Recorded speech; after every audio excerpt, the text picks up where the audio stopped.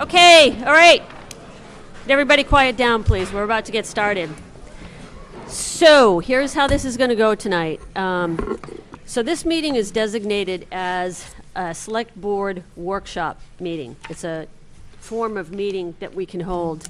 The intention here tonight is for the board to discuss the emergency lanes, right?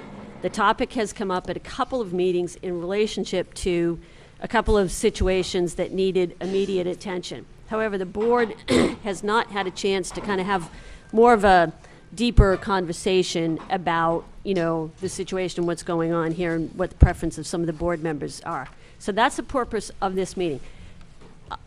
There aren't going to be any major decisions that come out of this meeting. I expect that it's going to be the first of multiple discussions on the topic, okay? So we also have a couple of business items that we have to take care of before we get to that point. So the way this is going to go is we're going to do some normal business first, right? And then we're going to have a discussion amongst the board members about the emergency lanes. And then after that discussion, we're going to open it up for public comment, all right? Now, I'm hoping that, so here's the deal. This isn't Facebook, okay? So let's all try to be extremely respectful and polite tonight, and let's have a really good discussion and dialogue, okay? So we're going to start this meeting as we do every meeting with Pledge of Allegiance. I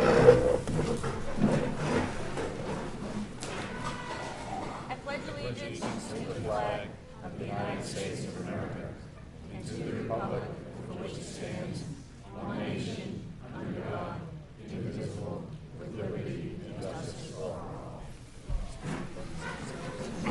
Yeah.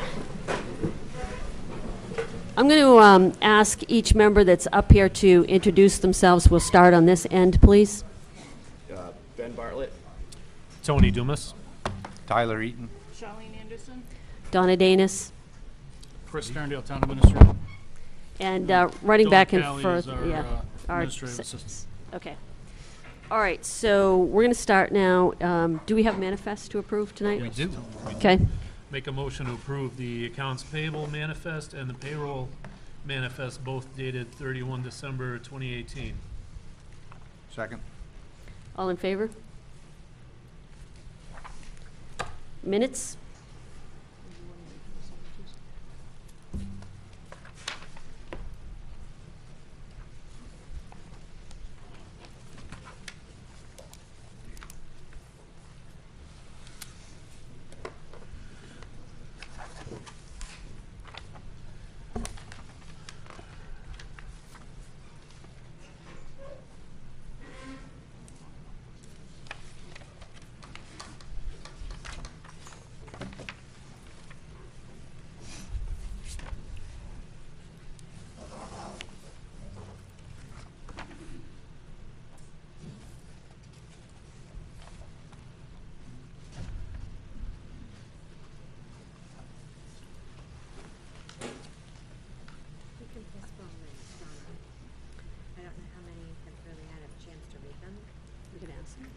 We'll ask. If we can be done with them, let's be done with them.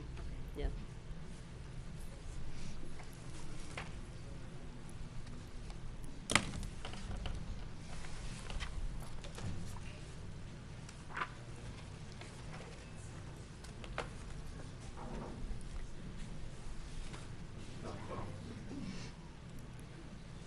Okay, have you guys had a chance to read the minutes? Are we prepared to vote on them, or do you guys need more time? I've read them. You read 'em? Yeah. Ben, you all set? Okay. I'll take a motion. Make a motion that we accept the minutes for the December 17th, 2000. I make a motion we accept the minutes of the December 17th, 2018 meeting as written. Second. All in favor? Okay. I abstain. Sorry. Okie dokie. We'll move on now to reports from assigned boards and committees. Do we have anything from budget or planning? I was not there at this one. All they did was review the school budget. Okay. Planning? Planning hasn't met since our last meeting. Okay. Anything else? Okay, we'll move on to town administrator report. Nothing you haven't heard already. Okay. All right, so now we'll move down to general business, the encumbrances. Want to lead us through that? Okay, three things that you all discussed at your last meeting. We've got finalized contracts ready to go to use 2018 money for work that will actually take place after the new year. And we had touched on all of them at the last meeting, and now that we have finalized contracts, we can encumber that money if you so choose. That's fence work for the new North Cemetery, the water system for the library, and engineering for Ledge Farm Road, which will appear again on the warrant at town meeting, I think. So those all came in with the numbers that we had last time. You have a motion. Do with it what you wish. And Chris, we got quotes for the engineering work for our ledge fund that you provided to us. Yes, we have a contract ready to go based on those quotes. Okay. Comments or discussion on that, you guys? Okay. So, yeah, we'll take a motion on that. I'll make a motion that the select board hereby encompasses the following 2018 funds for contracted work from the 2018 road construction article.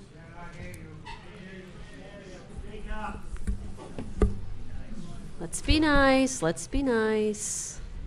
I make a motion that the select board hereby encompasses the following 2018 funds for contracted work from the 2018 road construction article, $77,750 for advanced paving and CMA engineers, and from the proposed 2018 operating budget, $39,858 for CMA engineers, Brentwood Fence, and Dunn Plumbing and Heating. Second. All in favor? Okay, that covers all of our general business, right? Two more things. Okay. The cell tower on town-owned property on Route 4. We have discussed a number of things around that in non-public. This way, I think we can do in public. This is a 6-month extension of the existing lease. Yep. That will allow us to retain some outside help for negotiating a longer-term lease on that tower. Pricing stays the same as where we are right now. Just gets us 6 months to finish that up. And you have a motion on that as well. I'd like to make a motion that the select board authorize the town administrator to enter into a 6-month lease extension with SBA Towers LLC for the cell tower on town-owned property. Second. All in favor? And last is a new contract for solid waste hauling and disposal, which you also have. We got some quotes on that. Best deal is to stick where we are with waste management. Yep. We've got 2 different time windows we can select from. The longer we go, the smaller the annual increases are, and I think we're going to end up with them for the foreseeable future anyway. So I suggested that we lock in the next 5 years with waste management. Do we need a motion on that, Chris? No, I just need your general consent, and then I'll ask you to sign the contract itself. So if you have no questions or concerns, I'll just pass that down and you can move on. Does anybody have any questions on the board? Nope, okay. That's all I have. That's all I got. Do you want us to sign Yep, that I'll now? send that down. I'm just gonna date it for you.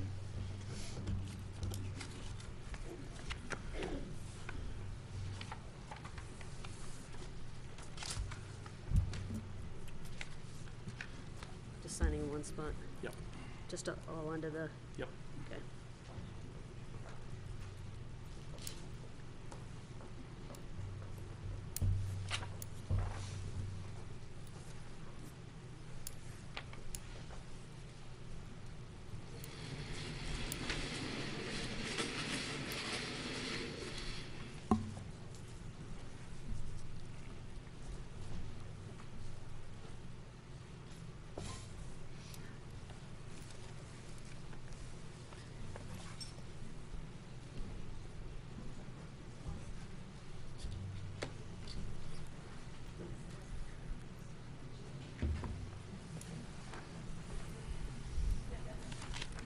roads.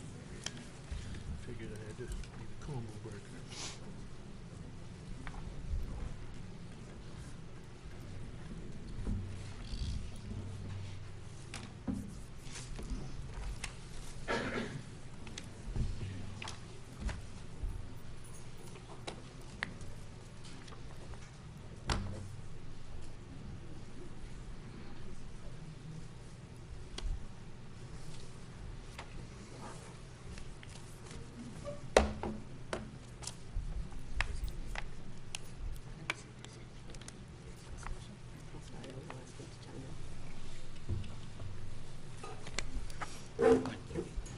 Okay, now we're going to enter the workshop portion of the meeting.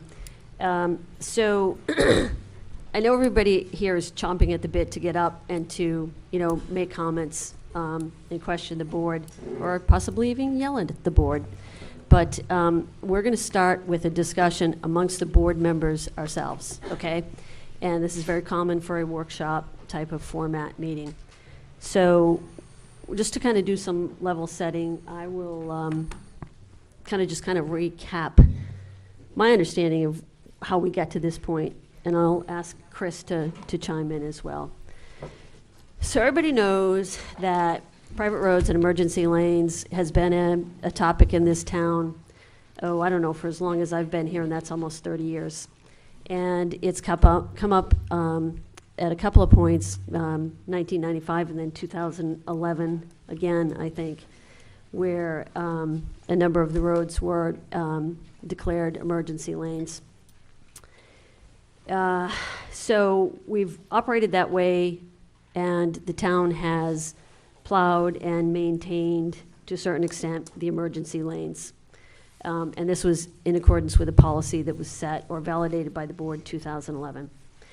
So we've reached a point here, so there's, it's been done, but we've reached a point here where members of this board have expressed concern about the legality of doing that, and the fact that the definition or the designating some of the roads at that time as emergency lanes was a fairly loose interpretation of the law that was available to us. And there is concern about the legal risk and continuing to do that. And I'll invite any of the board members to correct me if I'm wrong, but this isn't a budget issue. This is, from the perspective of most of the members of the board, a legal issue.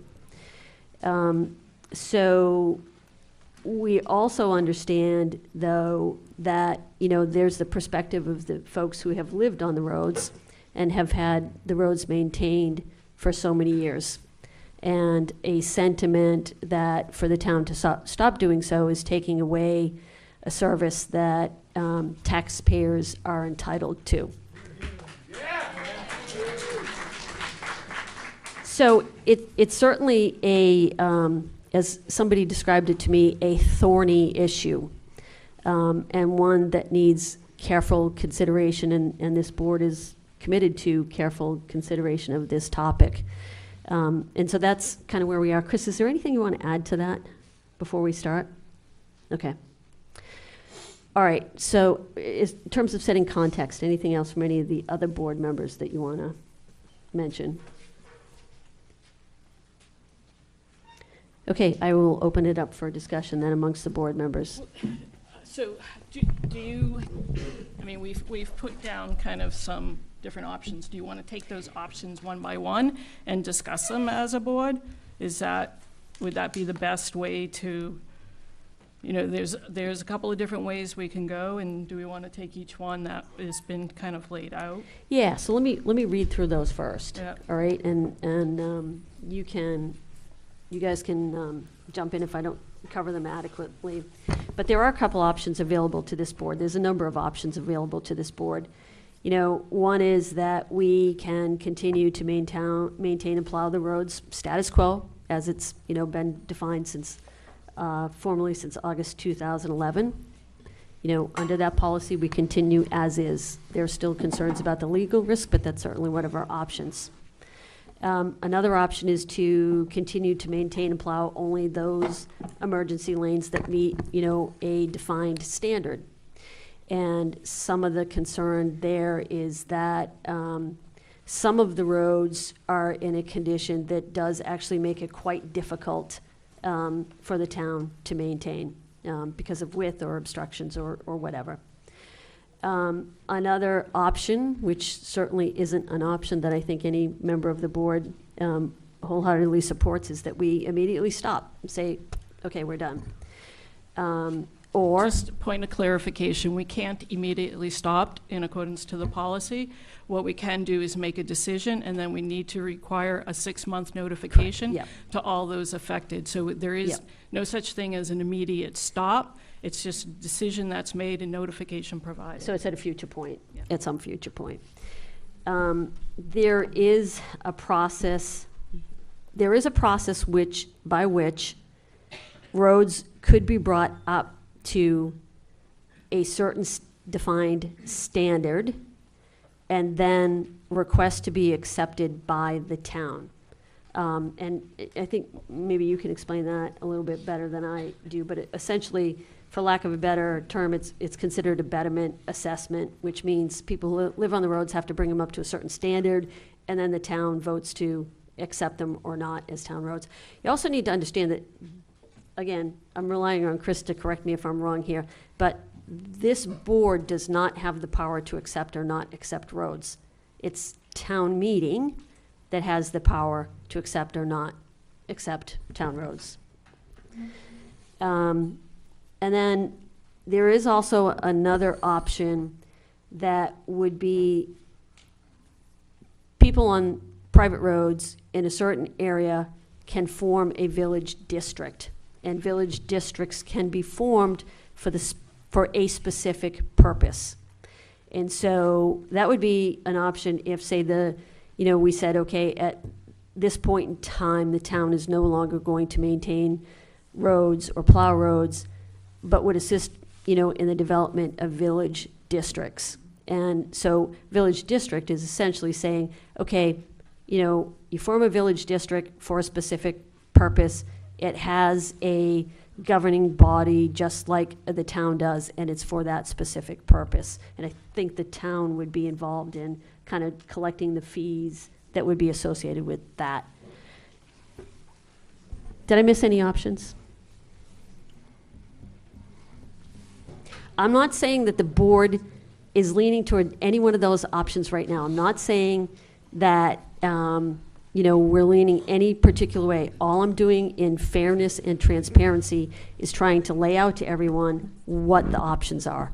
I think the other option too, which just is within the policy and is within the law of an emergency lane classification, is that there be a review, kind of an annual review of emergency lanes to maintain, to assure that they're meeting the standards and the policy requirements of a classification of an emergency lane. I think the other option that we have is to look at the law and what the law requires and how the law is defined in regards to what is and is not an emergency lane.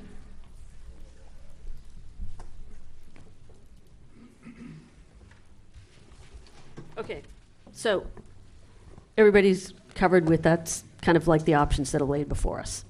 Okay. So, do you want to take them one by one? I think that'd be the easiest way. Okay. All right. So, let's start with the first one was continuing to maintain and plow emergency lanes, status quo under the current policy as verified in 2011.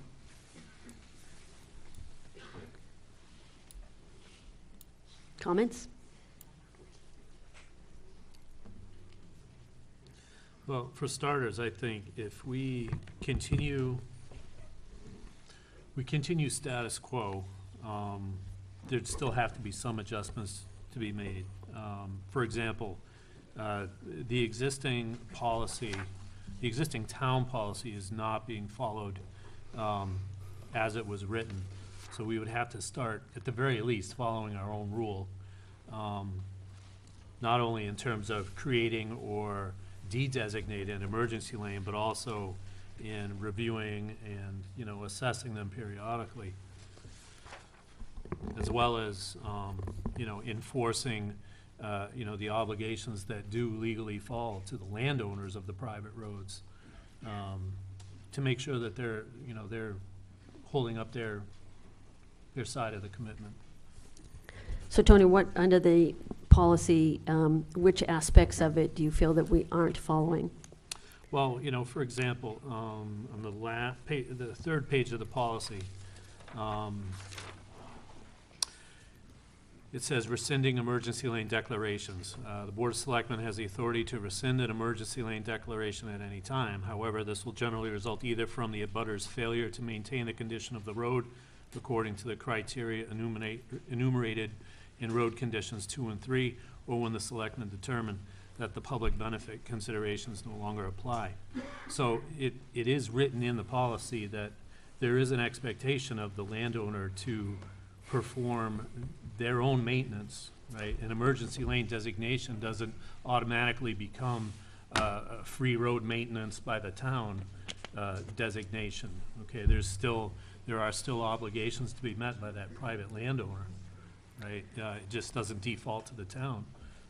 But status quo, the way we've been doing it, if I had a 100-acre chunk of land, I could put it out for development, have a neighborhood built in there, make a private road, and then sit back, wipe my hands clean, and say the town's going to take care of it.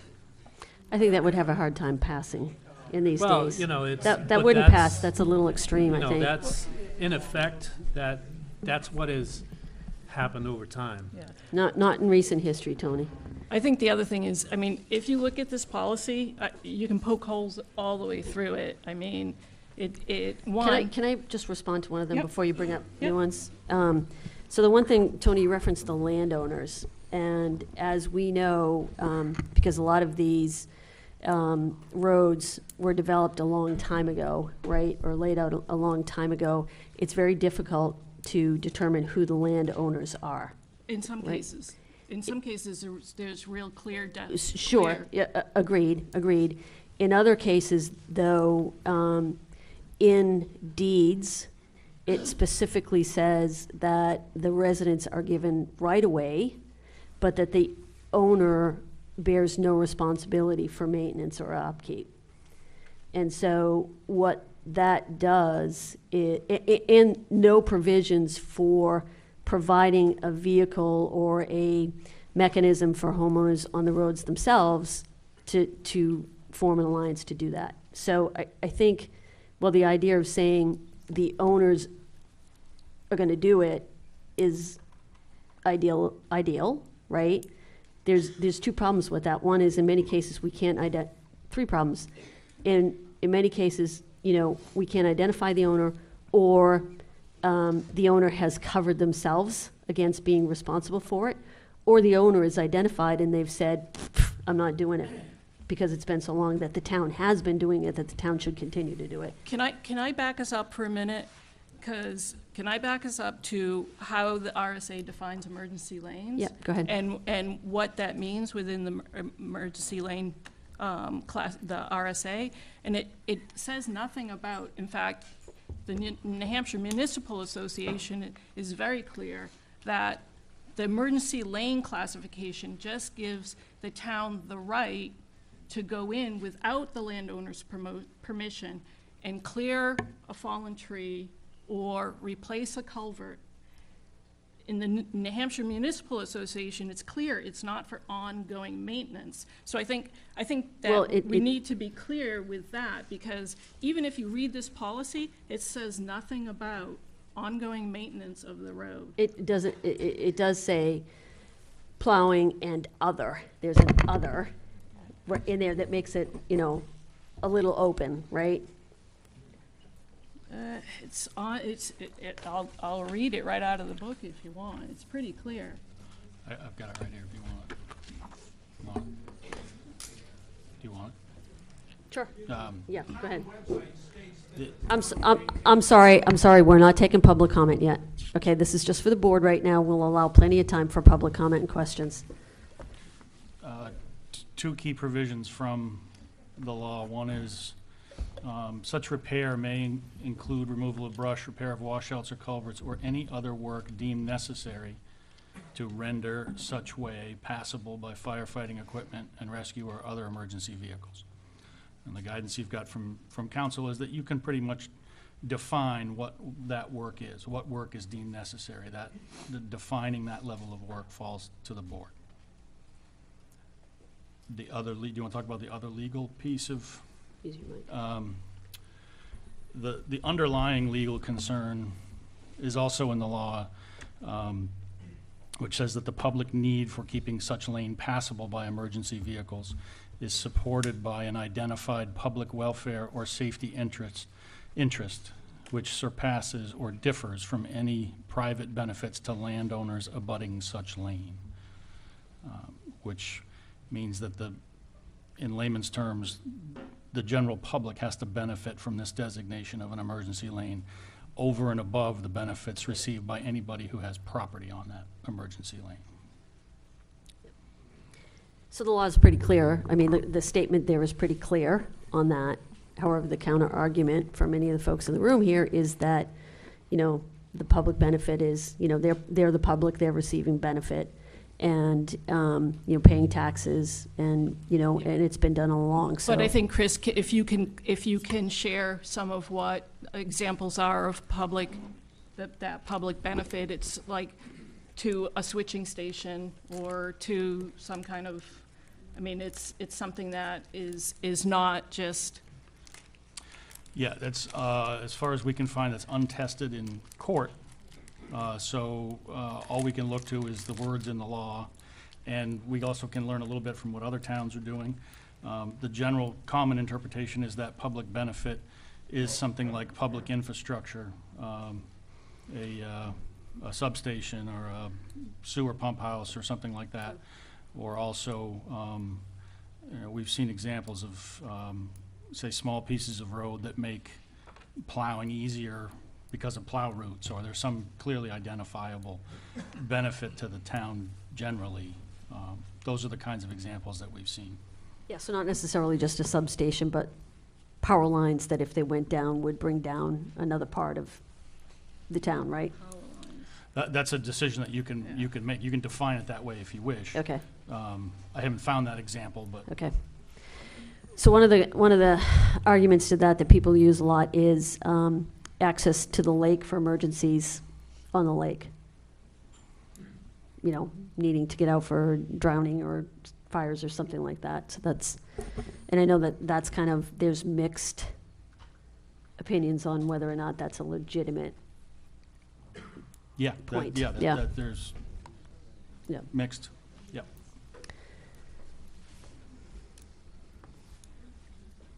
Do you want to point Yeah, out- keep Okay. going, yeah. Do you guys want to still go over the policy? Kind of the existing policy? My thoughts on some of it? Yeah. All right.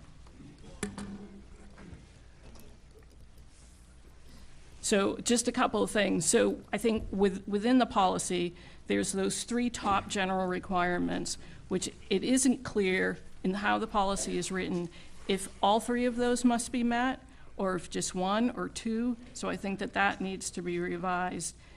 It also kind of alludes to, if you look at number 3, which talks about a private way. Sorry, Yeah. I think for the benefit of people, if we're going to refer to 1, 2, or 3, we should say what they are. Okay. Yeah. If you look at a private way with 2 or more owners or abutters or residents under the separate ownership, you could look at some shared driveways in the town. You could look at some of the condominium associations or condominium complexes that are in the town, and those could actually be declared emergency lanes. So I think that I think while this was a good, an attempt, I think it's unclear, and I think it has a lot of loopholes. I think the other thing too is under public welfare or safety requirements, it says providing access to possible forest fire areas as determined by the chief of Nottingham Fire Department. Has anybody seen a list? I haven't seen a list. And we have a lot of forest around us. So I'm sorry, are you saying that would be something that we would want to ask the chief for? Well, what I'm trying to do is point out how many holes there are in this policy, okay? And that we should look at this policy. Well, think- I mean, I think the underlying statement about that is, you know, there's the whole state park, right? There's all of Mulligan Forest. I mean, there's forests all around us. Fair enough, but I mean, how many private roads or emergency lanes are there up near Mulligan? But that's my point. If I have a share, if I'm an owner with a shared driveway, so it meets the criteria that there's two separate owners, and it abuts a large forest, could I not come before this board and say, my driveway should be an emergency lane? Sure, I mean, that's fair enough, and if we have clearly defined criteria, then we would have the Right. reasons to say no, right? And so then So- that brings me down to the road condition requirements. Number one, minimum widths of 16 feet should exist. There are a lot of roads that are classified as emergency lanes that aren't 16 feet. So I think at a minimum, this policy needs to be cleaned up and revised and Clarified. and much clearer than what it is now. Clarified. And I could go on, Yep. there's others, but Do you guys, Tony, Ben, any comments on that? Yeah, I mean, during previous discussions that we've had, I've said that we need to come up with more, better defined criteria, right? For how we, you know, what we would consider as, you know, acceptable conditions to declare an emergency lane. And that could absolutely be worked into a revised policy. You know, that's gonna take some work. But like Charlene said, as it is written, it's really vague and it does have holes in it. So that's something we're gonna have to nail that down. I'd like to add, though, go back to the power lines. I mean, everybody's seen what has happened in California.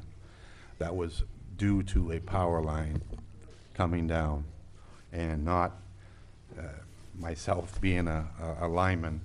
I mean, for not to be able to get at something, and when the wires do come down, I mean, they raise havoc, and especially in the summertime, I mean, and winter. I mean,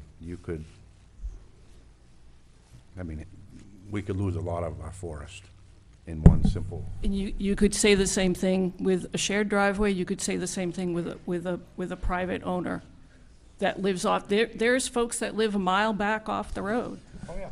So I mean, I think that's why this is just riddled with holes. Well, I think riddled with holes is a little harsh, maybe. I mean, I think I think it needs a lot. It could It needs benefit some- from a lot of work. I think that the boards at the time came up with the best policy, you know, the policy that they thought was right, working with legal counsel at the time as well. And, you know, the legal counsel that they had at the time did approve, you know, the language of the policy. Yeah. So, I mean, maybe it needs to be revisited, but, you know, I think at the time it was done, it was with good intention. Okay. All right, so that was option number one, which was, you know, continue as is, which Charlene and Tony and you guys, I think what you're suggesting is if we were to do that, it would require a review of the policy. If we want to tighten this up and really address this, it needs more. Okay. I, for one, would like to see this put to bed. Okay, so I think that the second option that we talked about was continuing to maintain and plow only those emergency lanes that meet a defined standard. I think that's kind of addressed by the same comments, right? Because under that option, we would be defining a standard, Right. which would be expressed through, you know, a tightened up policy. Right. Okay. I mean, if you look at this policy right now and we were to review the emergency lanes that exist, there would be a lot that would come off because they're not even meeting the requirements of the policy. Well, I haven't looked at it lane by lane, so, Well, I haven't looked at it lane by lane, but yeah. there's quite a few that come to mind. I'd be careful making a statement like that before looking at the lanes, at the individual lanes, but. I'm just saying the ones that come to mind. Yeah. So, stopping all plowing and maintenance at, with 6-month notice, again, is another option. That's basically saying, okay, effective X date, the town is no longer going to do this, and it's up to people who live on the road to organize themselves and figure out how to get it done in the future. You're following these options. Well, I'm actually following the original document that I did, Oh. which was basically the same. So, any thoughts or comments on that? Is there any, go ahead. That isn't an option, in my mind.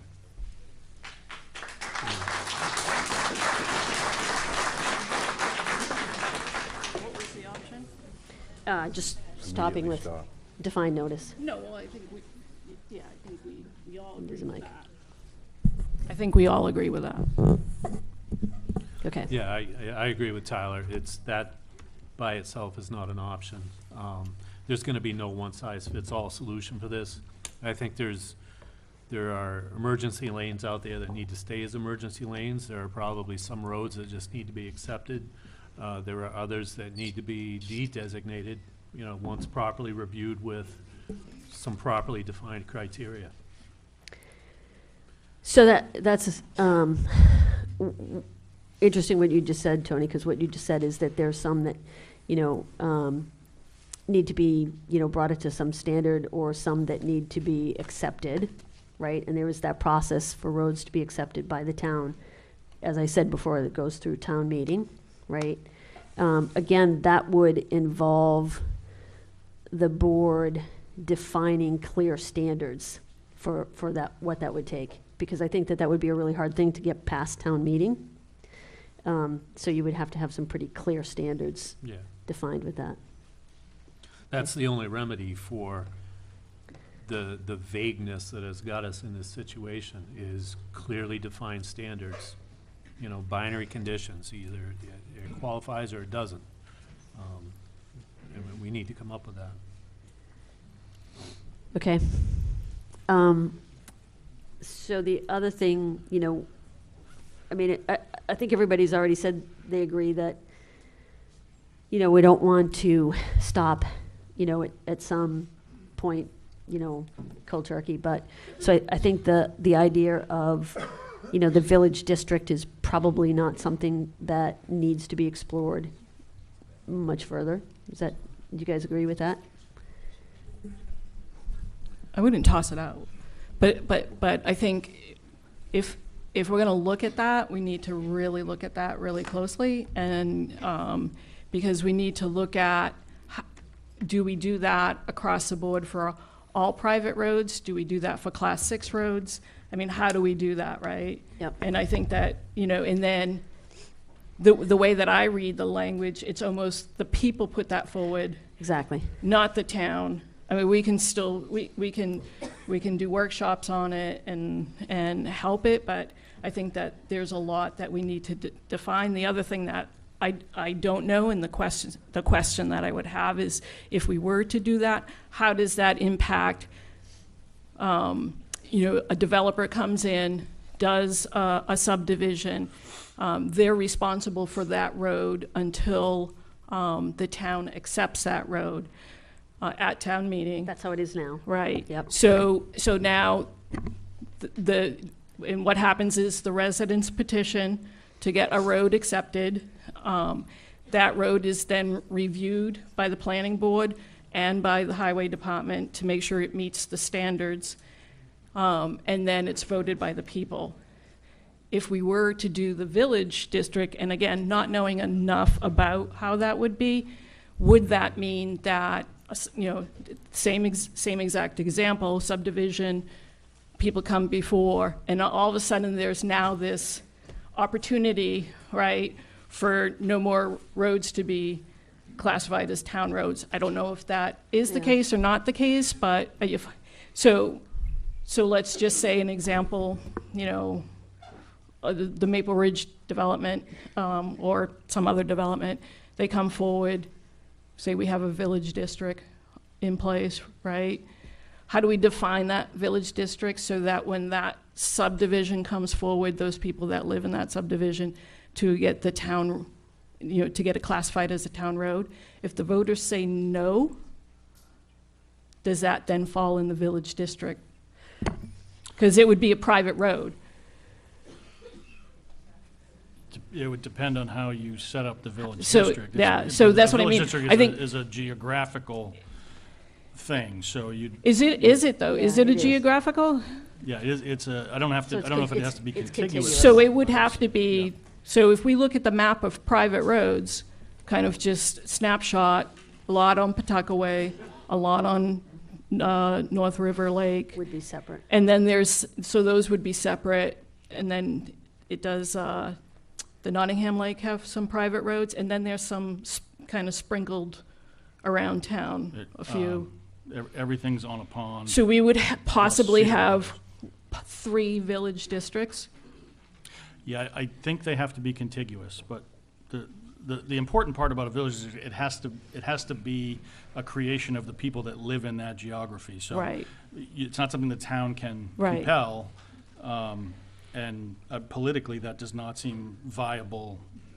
If your choices are, well, the town will maintain your road, or you can go create a separate government and maintain your road for you and charge you more for it. Politically, I don't think that's gonna go anywhere, so, All right. does it matter? I Yeah. think if we're going to look into it, because we don't know if it will come up or not, I think it's something that we should look at. What does that mean Yeah. to the town, and how it gets administered? We can, I agree, but it's less of an issue now with new developments going in, right? Because they have stricter guidelines and standards, right, that they have to meet in order to get the town to accept the road. I mean, I don't know that they have stricter. clearly defined. They have defined. They have clearly defined, to have it classified as a town road. right, Yeah. right. And I mean, it's kind of, for them, it's normal course of business. But my understanding is, if it is a village district, those roads do have to be brought up to a certain level of quality. No? No, because it's a separate entity, really. No, a village district would make its own definitions about what it wanted with its roads. That's the political benefit, and that the people that live on them get to make the decisions about them. So if you had, if just, I'm gonna just use Pawtuckaway Lake, because that's the one I'm most familiar with. So if I lived on Pawtuckaway Lake, and there was a whole bunch of people that wanted to do a village district, and someone lives on Jasper Trail Road, which is much different than Bardary Lane, which I'm more familiar with. So all those people would have to say, okay, here's the standards we're gonna meet, or go road by road, or, I mean, those are the questions I have, like, what does that mean if it's a village If district? you had a village district and it included both of those roads, and any, whatever the geography Whatever is, you it draw it on the map. Right. All of the residents, the voters within that geography, become voters in a village district like they are in the school district. And that little government only does roads, and they take on the authority for those. So They there's have, no. they have a governing board just like our they- board. they Right, would I have- they'd have understand a- that. yeah, And so who owns the road at that point in time when the village district manages it? Nothing changes, Nothing changes on the road. not on ownership. So then, if you had a village district, what happens to all the building requirements around building on a private road and subdividing on a private road? Those all stay within the RSAs, in the way that the RSAs Yeah, are because the built? village district would be for the purposes of maintaining. Just maintaining the Yes. roads. It's a very specific purpose. And to do that, would you need landowner permission? Yes, in some cases, all the village district is doing is taking the place of the town in the function of road maintenance. Because my understanding is you would need the landowner If- permission, and you would need the A easement, road owner, road owner, Yes. yeah. yes. If you want to perform maintenance on a private road, you theoretically need the owner's permission to do so, or at least give them an opportunity to deny it, which is what happens with the emergency lanes. We theoretically have given the owners of those roads an opportunity to stop us from designating them an emergency lane, and none have done so that I'm aware of. Right. But Right. same thing would happen with the village district. Okay, so if we go back to the options, I think that pretty much covers all of them, unless, I mean, you're working off a slightly different list if you have something different. Yeah, we had valuing the public benefit of current ELs. Yeah, which I mean falls into that whole Yeah. policy review, right?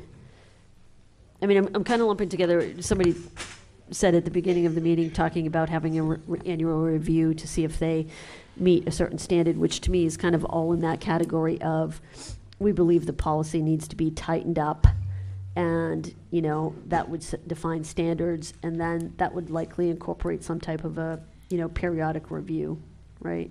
Mm-hmm.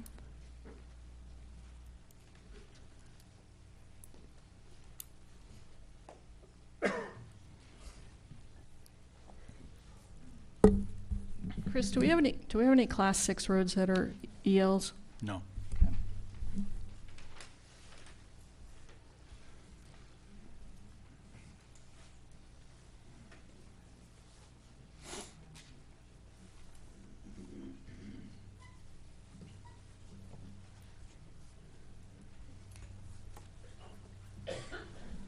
Anything else? Is the public going to be allowed to speak? As I said twice, yes. When we're done having our discussion. Okay? All right, what else? Do we want to get into the discussion of road maintenance and the law? Go ahead. Do we want to get into discussion of road maintenance and the law? It may be good for the General townsfolk public. to know Yeah. what the law actually is with respect to what the town should and should not be doing and can and cannot do. Yeah. Do you want to take it? Go ahead. So the law clearly defines that the town cannot use public money for private benefit, and private roads are considered a private benefit. The emergency lane classification allows the town to do some level of maintenance on the road. It does not mean that we have to. It does not mean that we are obligated to. It means we can. And the law is really clear on that. So that's where, that's where, when we go back to 2011 and 1995, right, when this was all brought up, we can. And there is some wiggle room in that by the use of the word other, right? Snow plowing and maintenance and other. When can I? If I could finish. Go ahead. And so, for me, there's the two things. There's the, for lack of a better term, the wiggle room in the way that it's expressed, combined with the fairness, right? And the fairness of providing a service that's been provided all along, for as long as most people in this room have lived here, right? And to me, I think, you know, I think that at the time that it was established, that was the best, fairest compromise that the board could come up with, right? May I? Yeah. Okay. So I've taken the Hard Road to Travel New Hampshire Municipal Association workshop twice. I've asked the question twice, can the town plow roads? In each case, I have been told no. That is a use of public money for private benefit. I've also had people come up to me after that and say, I can't believe that you folks are plowing the roads. That's a total misuse of public money. Well, I don't think we're the only town that So- doing, that is So doing that. I'm stating fact. I'm stating Hold on, fact. folks, hold on. I'm just Hold stating on. fact. Come on, guys, please, please. I am stating fact. I'm stating fact. Listen, folks, this is the way that it's going, okay? The board has not had an opportunity to discuss it. That's what we're doing right here. In fairness and out of respect to the members of the board, please let us get through this discussion. You guys will all have your opportunity to get up and speak, okay? I'm sorry that you don't believe that.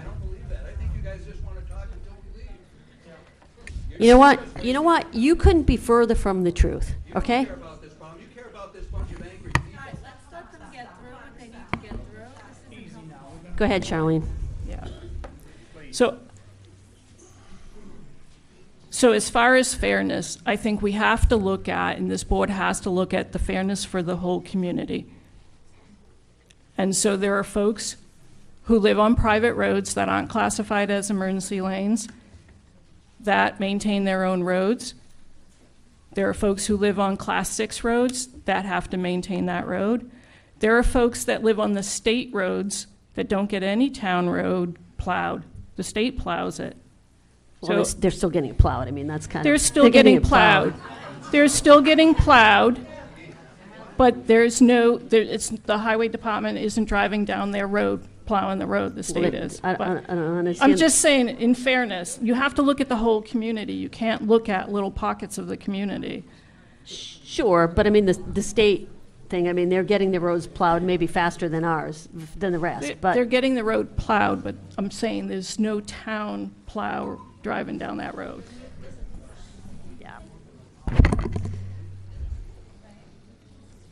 Guys? This isn't going to be an easy fix. However, the board has an obligation to both sides of the argument here. Those who have had these roads maintained for a number of years expect a certain level of service to continue. However, the board has a obligation to stay within and meet the criteria under the law. As you pointed out earlier, Donna, this is not going to be a quick fix. This is going to be multi-meetings. Hopefully we can all just come to a compromise as to how we can fix this, that everybody is happy, and that, as you mentioned earlier, we can finally put this to rest. But we do have an obligation to both sides.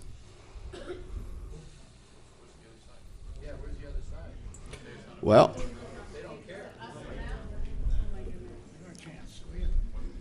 again, we have an obligation to those on the private roads as well as public roads. We're one community. We are one community.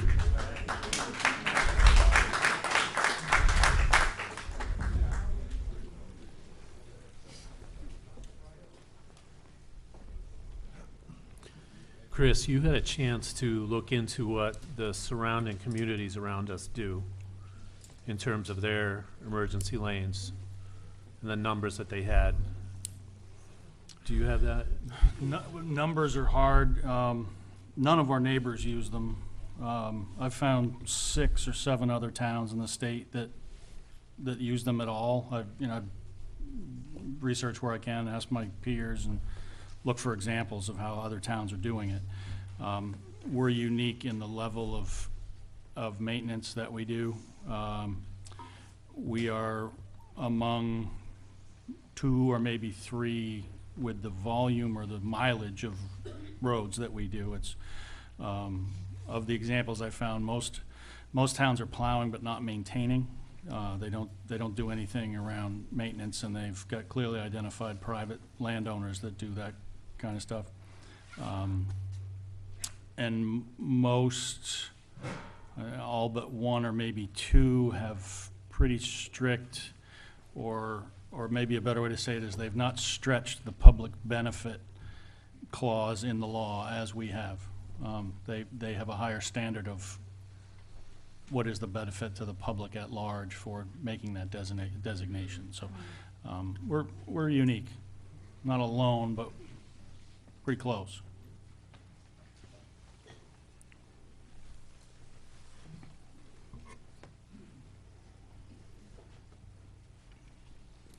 Other thoughts and comments? I think the only thing that I'd like to see is kind of like, okay, so we're holding this workshop. Should we schedule another workshop? Because we need to continue to address this.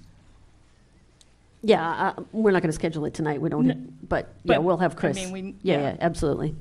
Absolutely. I agree.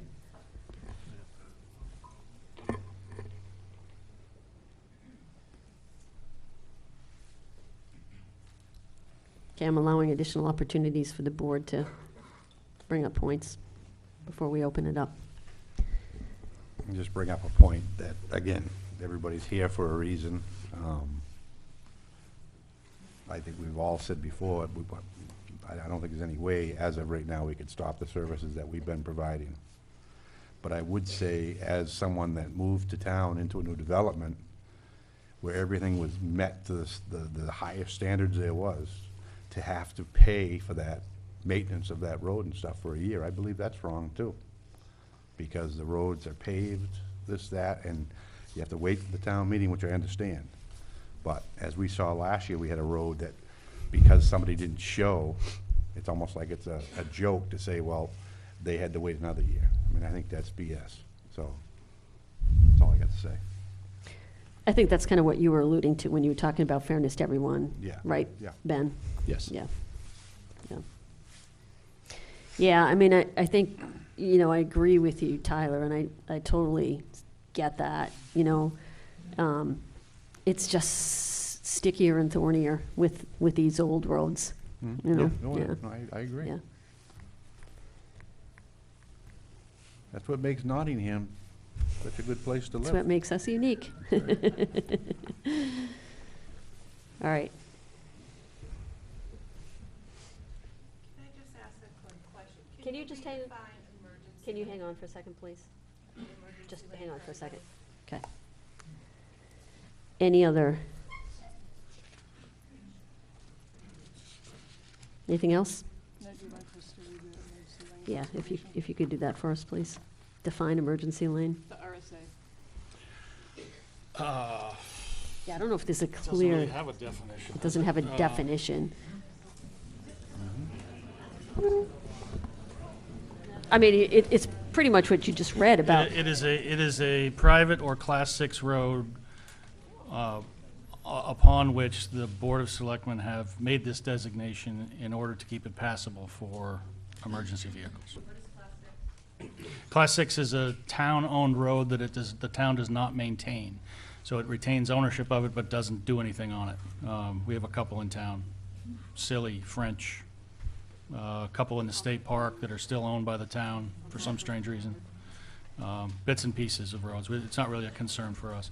All of our emergency lanes are private roads. There is no definition of what a private road is. So a private road can take many forms. It can be a shared driveway, I suppose. It can be something like a condo association, like Mendham's Landing owns a road and they maintain it. They privately own it. A private road can be owned by one person and other owners can have the right to drive over it. It can be owned in common by people on it. We have a whole hodgepodge of different ownership flavors of private roads in town. And we have a handful of roads that we really don't know who owns them. Right, correct. All right, any other discussion or comments amongst the board, questions before we open it up for public comment? The village is that similar to association, right? No, it's, a village is a government. An Okay. association is a private entity. Is that an option? What? If the roads are wanting to form an association? Yes, that's very common. That's what you see in most, most towns. You'd see, and particularly the lake towns in New Hampshire, they're littered with road associations. Yeah, so they're homeowners, in most cases, they're homeowners associations. Right. But they're for purposes of, you know, well, you know, social events. You know, paying dues for $10 a year to buy meat for the barbecue. The challenge with that in this particular instance is that an association doesn't really have any authority to assert that somebody contributes to maintenance for a road. You have no authority to do that. So what? It depends on how it's legally structured. Yeah, it depends how true, fair enough. But probably the way that most of them are today, there isn't that authority. So you would have half of the people for the association covering the entire thing. So that's the concern about that. But I interrupted you, so go ahead. No, that's where I was going with that. Okay. So you're saying is the village side would actually have more say in it versus the association. Right, and correct me if I'm wrong, but in a village district, the town would actually collect the money, correct? Yeah, the town would act as a tax collector for a village district, like it does for the school district, in a way. Yep. All right, anything else? You're gonna rotate the people who want to speak? What do you mean rotate? There are people here that want to speak on both sides. Everybody here wants to speak. We're going to invite them to line up and, okay. All right. Okay, so we're going to open it up to public comment now. I'm going to ask that you guys be respectful of the members of the board here. There are varying opinions on the board, but that's what makes this board work well, and it's what serves this town well. Every decision that's made, everything that happens is well thought out, well discussed. So please respect the members of the board here. I'm going to ask that if you want to make comments that you line up over there in that aisle right there to your right. Please, state your name when you come up for the record. Make sure that Dawn over there can hear it. Do you need address too, Dawn? I actually put a piece of paper over at the podium for people to sign to print their name. Okay, so when you come up to speak, please print on the form. Please, if possible, let's avoid 25 people coming up and making the same comment over and over again. We certainly don't want to shut anybody down, but we do want to avoid repetitiveness, okay? So I'll invite people to line up.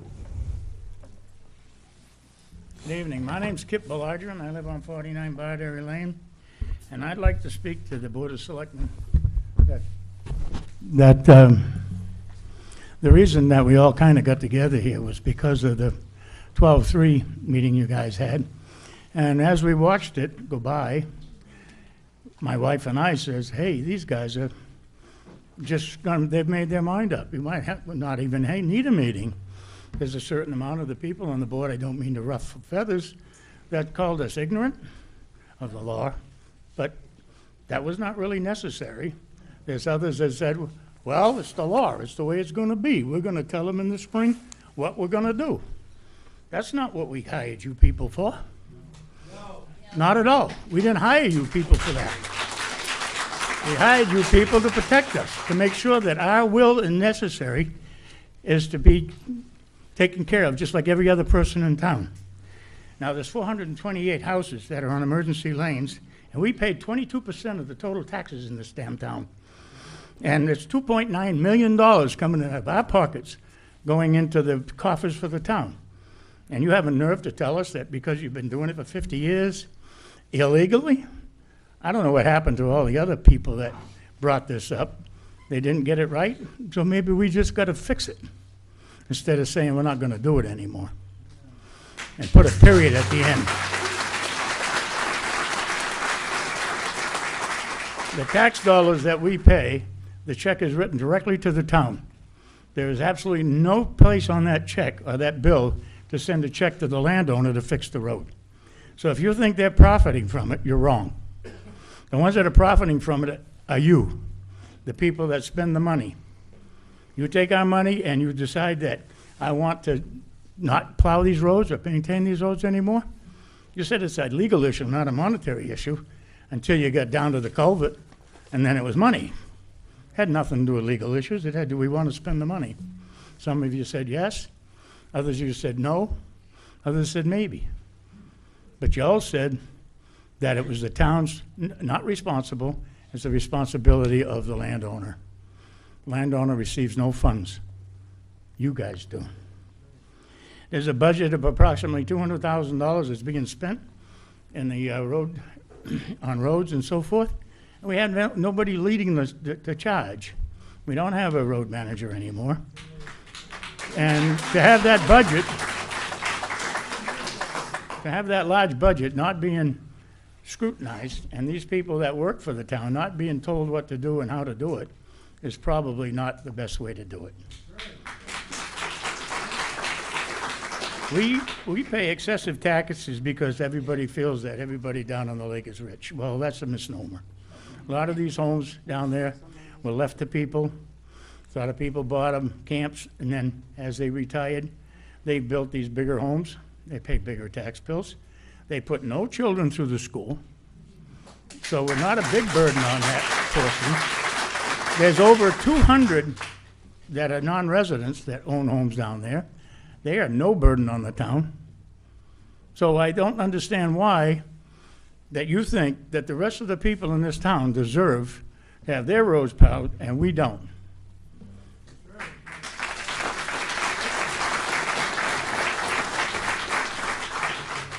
And I don't understand why you don't think that our tax money is paying for that person that's driving that truck, paying the bill on that tractor, and the bills on everything in town. But in the meantime, you guys appear to be just taking it away from us because you don't feel that emergency lanes should be taken care of. We have a whole bunch of elderly people that need the support from you people that have paid taxes in this town for over 50 years, and now you're going to say, you're going to raise our taxes again? You raised the taxes an enormous amount this year on some of us. It's $1,000 a year. And now you're going to raise it again by telling us we got to go an association or some BS? You're just raising the taxes on these people again.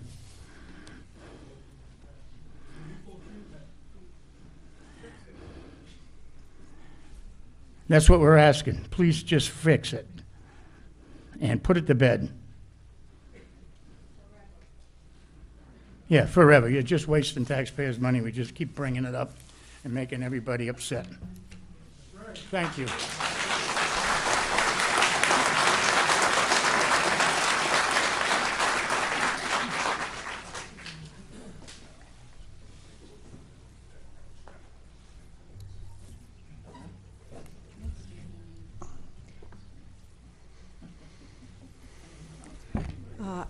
I want to thank the selectmen for giving us Hey, this. sorry, Pam, just to interrupt, if you can. Oh, my name. Yeah, just Yes. state your name as I'm well. sorry. That's okay. Pamela Kelly, and I live at 35 Saks Road. And I do want to thank the selectmen for giving us a chance to address this issue. I think this is a fine example of democracy at work, and I appreciate it.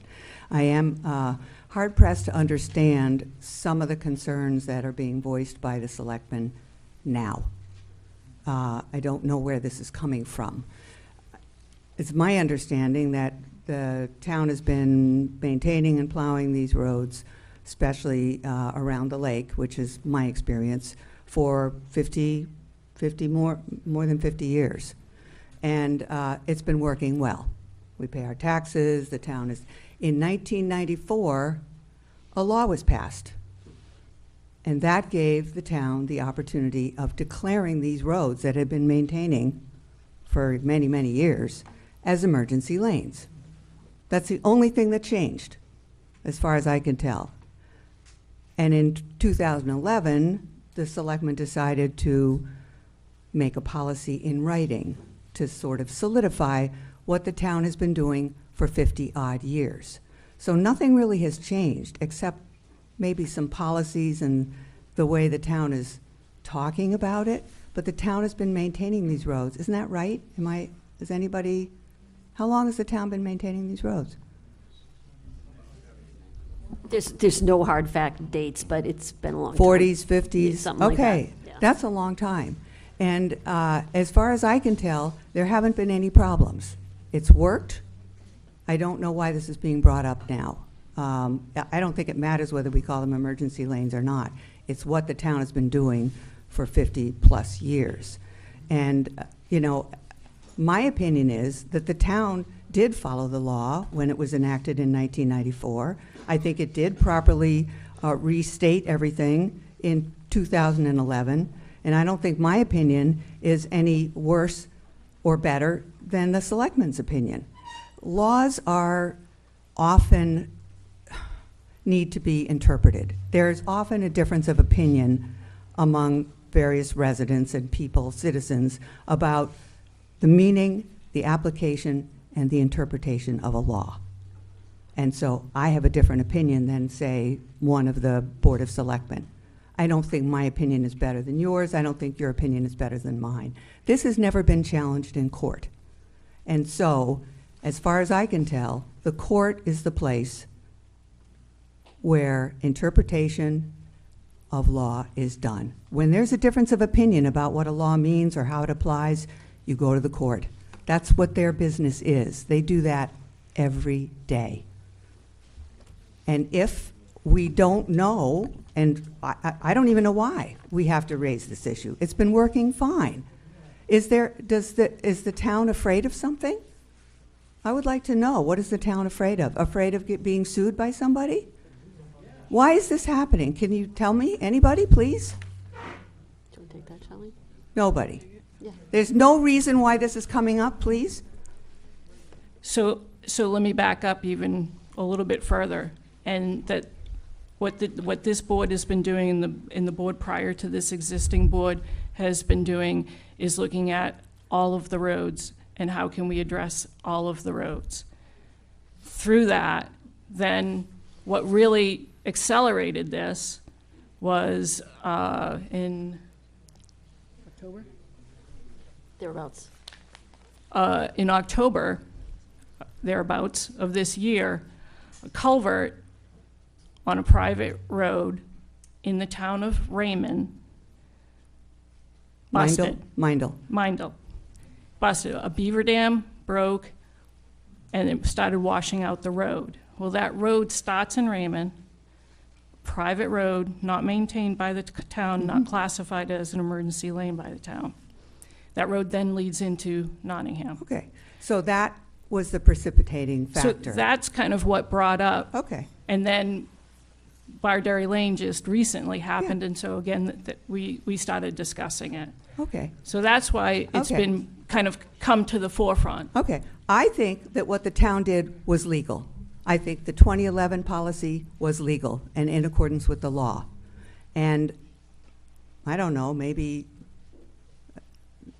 there's a difference of opinion. The 2011 policy was created because there was a lack of documentation to show that emergency lane classifications over the years Sure. were done properly within the public realm. Understood, yeah. I do understand that. And I think there was nothing wrong with that.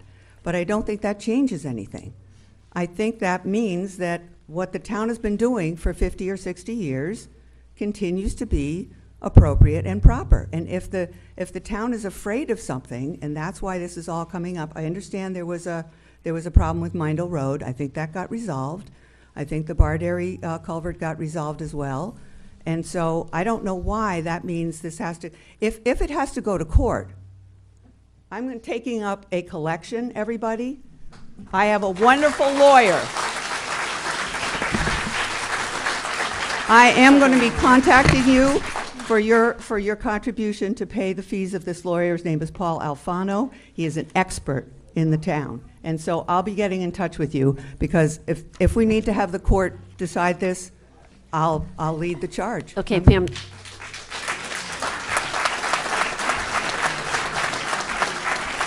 There's other people lined up behind you. Oh, yeah. Are you done? Thanks. I'm Marcia Carey, and I live on 39 Siemens Point Road.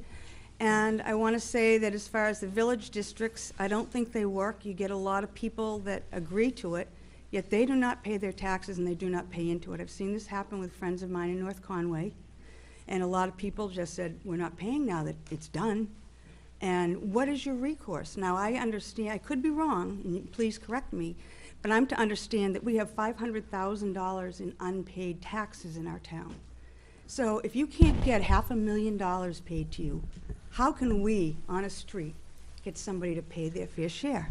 So there's more complexity to the unpaid taxes in town, okay? There are, in some circumstances, people who fall on hard times, and the town is not going to jump at the first possible moment to take somebody's house away from them. So when you talk about unpaid taxes, there's some of that going on, and you know, I would hope that we would never lose the compassion in that situation. Well, I understand some, but we're talking about a lot more percentage that can and do not. And I think the other thing that gets me is the rest of the town says, Why should we pay for their roads? We don't get anything out of it. I don't know how many times I've had people up there because we have no heat, we have no electricity, there's no cable. Well, guess what? If these people cannot get down our roadways, everybody in town suffers. How long have you gone without heat? How long have you gone without electricity? You don't want to go too long without that. And I'll tell you one other thing. I just want to put a human aspect on this. As we're looking at it from rules and regulations, have you ever seen your neighbor burned to death? Mr. Day, man next door to me, next house over, I went and we worked on his house before that fire truck could get down there. And we had rakes, we had everything that we could possibly have. And we couldn't find him. And finally I heard this man moaning, coming around the side of his house. He didn't have a stitch of clothes on, and the skin was falling off his body. Do you want this on your conscience? Is it really worth it? Think about this.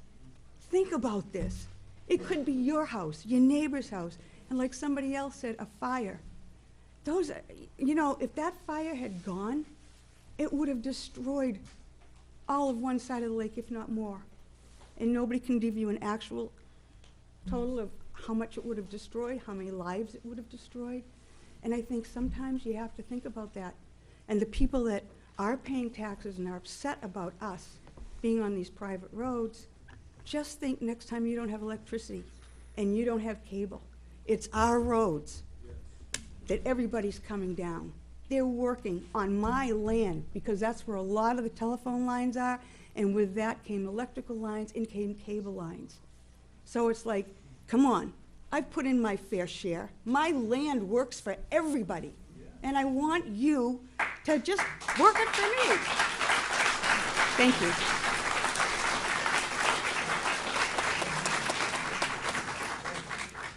Hi, my name is Kyle Murdoch. I noticed a lot of people are really upset, and I just want to point out something that the board said right from the very get-go. They gave you 4 or 5 options, and everyone up there said basically the same thing. The final 4, they don't really even put much merit in. You all pretty much agreed that nobody wants to stop, so right up the first person up here is like, you're going to stop. They all said they don't even think that's a viable option. Ben brought up, I'm sorry, I don't know your name. Tony. Tony was brought up right off the bat, you know, the emergency lane, there's no real designation. We need to designate it. I think the clear, more reasonable thing here is we just define the emergency lane, things will go on, but as you mentioned, things will need to be redesignated, will need to be relooked at. You said there's plenty of holes in it. There are. I mean, what's to stop a developer from coming in and saying that I want to be an emergency lane? What's to stop all these private roads that are not emergency lanes to come forward and now say, I want to be an emergency lane? And I can tell you one of the things that has brought this up. You're right, around the lake, there are plenty of roads. For those of you who don't know, I own Trash Busters. I have the unique ability to drive literally every single dirt road in this town on a weekly basis for 28 years. If there is anyone that can tell you how much damage that does to big commercial vehicles, trust me, it costs me a fortune. But with that being said, there are also roads over there that are not big enough for a plow truck. They're not. Those are what needs to be addressed. I mean, you got ones that Barderry's nice and wide going in, Shore Drive's nice and wide going in. You mentioned Seaman's Point. Seaman's Point, you start getting down there, there's somebody that's got Jersey barriers on the road. That road is like 11 feet wide. The plows on our trucks are 11 feet wide. We literally have to send a different truck over to plow certain roads. That is costing extra money. Now, I'm not saying we shouldn't spend that money, but one question I have that everybody keeps mentioning taxes, and I don't know this, so this is a question for you guys. Is there do property assessments that our tax rates are based on, does someone on a town road, a public road, get assessed at a higher value than somebody on a private road? No. Okay, so there is no difference. Nobody on this side of town is paying a higher percentage of taxes than that side or this side. So taxes are the same across the board. If there's something in the market where one neighborhood is sells differently than in another neighborhood, then that would be reflected in assessments, but there is no. In property no- tax assessment? Yeah, Okay. the market sets that, but there's nothing in. So in other there's words- nothing in our assessment data that says this house is on a private road or this house is So on a there, public road. so what you're saying is somebody on a private road is not paying a lesser percentage of tax No. than somebody on a town road? No. So in that Generally- argument, then I agree with these people, they're paying for it. The question does become, I think, more, like you said, we need to establish this policy, because there are holes in the policy. Establish a policy, this is what it is, this is what you need to meet, and if we're doing maintenance, the big issue, again, like I said, for those of you who also don't know, I do part-time for the highway department, so I'm one of those poor saps for 36 straight hours that are plowing some of your roads. The amount of damage done to the town trucks on those roads far outweighs the entire rest of the town. Now, that's not to say that's a bad, that can be fixed, but to fix it, and this is something I hope everyone around the lake realizes, I've got no problem with us taking all these roads, saying I'm for that. Let's fix them, let's plow them. I got no problem with that. But you have to understand they have to be fixed. We need some sort of designation that allows the town to fix that, because right now it's private property. The town cannot fix it. And that does mean widening roads. I drive all of your roads. We widen some of those roads, and you guys now have no front yard. You have no shed. Some of you would lose a garage. I mean, there are literally spots where I go by with a plow that I have to worry about a plow not hitting your shed. That's a problem for the town. That's where the extra money gets spent by the town. I think we just need to figure out a way to not spend extra money, and that probably comes with fixing. And if it comes with fixing, that's fine, but we gotta find a way to say, yes, we're gonna fix this road, and which ones are we gonna fix? And which ones maybe, like you said, just, we can't designate them anymore, you know, so. Anyways, Thank you. that's it. Can I, go ahead. And by the way, by saying that I work for that I'm part-time, I by no way am any opinion of I'm just a resident who happens to work part-time in the winter plowing, so that was no part of, I'm not speaking on behalf of the highway department. Can I just ask, in fairness to poor Dawn, who's trying to take notes over there, if we could kind of keep the background rumbling down a little bit? Just, she has a hard time hearing to take notes when there's a lot of background noise.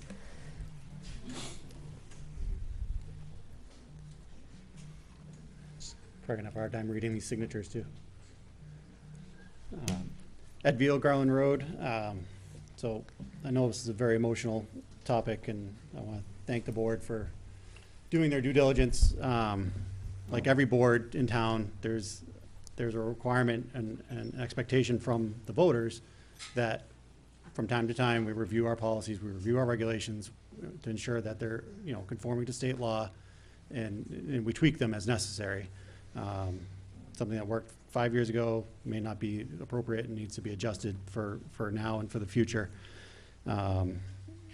So I do think, and I support one of the options on there, which was look at the long-term plan for the roads. And so first, ensure that we're conforming to state law. And once that's, then look at the long-term plans for the road and improve, and either improve them and bring them up to Class 5 standards, which is what we require for developers. And then go through the town process of coming to town meeting, petitioning, and having them accepted as a town road. That gets rid of all the gray area. I do think there might have been a mistake. I think in the assessing that there is a factor built in for people that live on dirt roads, and it actually is a multiplier. So if you're on a dirt road, your total assessed value actually, or total tax actually does come down somewhat.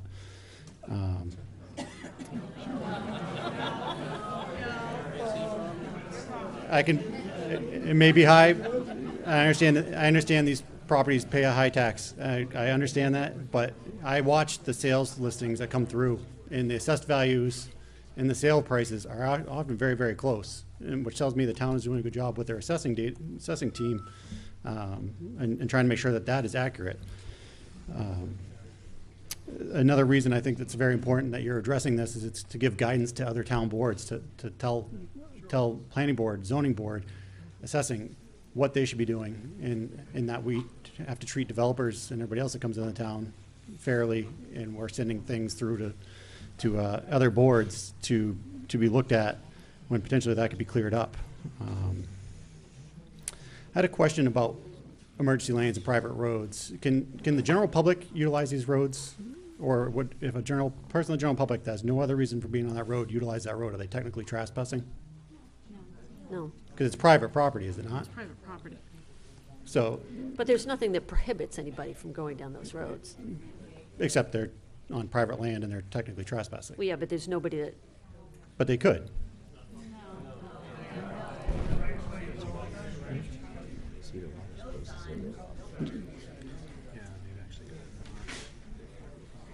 We actually have many people that park on our roads and access the lake, that are either residents or non-residents. So, Okay, Ed, again, I just think let's the let- the let's let long-term Ed plan finish for the up. roads and getting them and just finding out what. can I you know, just make ask sure that we're- everybody be quiet, please? Let Ed speak. Thank you. Just to make sure that we're conforming to state law and that there's a long-term plan in place and it's clearly identified for everybody so that it's easy and it's fair so that people can see, yep, you know, I meet these criteria, I should continue on, and I think that's ideal. So thank you very much for Good. taking your time and looking at this. Steve White, Whites Grove Road. My family's been on the lake since 1946. I've been up here since 1978, and I'm a real estate broker, so I'm going to tell you a few things that might be startling. But I would be remiss if I didn't recognize and point out the best road agent we ever had, John Fernald.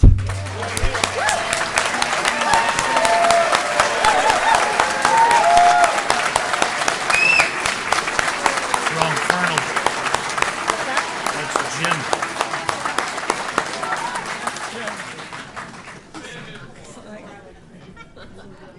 Talking about the wrong person. I'm Dave. That's my brother. I don't take any credit. You know what it is? They're both good-looking guys, and I'm old, so. So I want to thank the board for the opportunity, and there's only 2 points that I would like to make as a practicing broker. First of all, how many here think your values are going to go up if the town doesn't maintain your road? It is harder for buyers to get financing on our homes when there are road associations to deal with instead of town-maintained roads. I've worked with many of you in this room, and buying in Nottingham was a home run because you purchased on a lake that had a town-maintained road.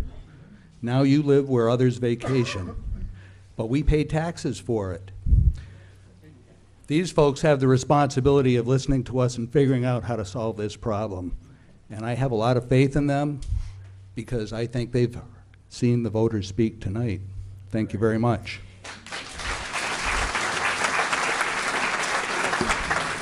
Wait, before, Liz, just hold on a second. So Steve, I know you're involved in real estate. You know, if you have data that shows us the impact of property values on town-maintained versus non-town-maintained roads, I'd love to see it. So if you could get that data for us, that would be extremely helpful. Thank you. Hi, I'm Liz Katowski. I live on 14 Indian Run, which is a small road off of Lamprey Drive and Dolph Dam Road. It was a great segue, actually, where Steve was talking about property values and buyers, because when my husband and I bought on the lake, it was 2006. It was like a really happy day for me. We, like a lot of people, probably everybody here who bought or built, it was attractive to think about buying here because you knew that the roads would be maintained. They had been maintained for a long time. And I have to say that if we didn't have that guarantee, or what we thought was a guarantee when we bought here, we probably would have gone somewhere else because we really wouldn't have wanted to take that chance.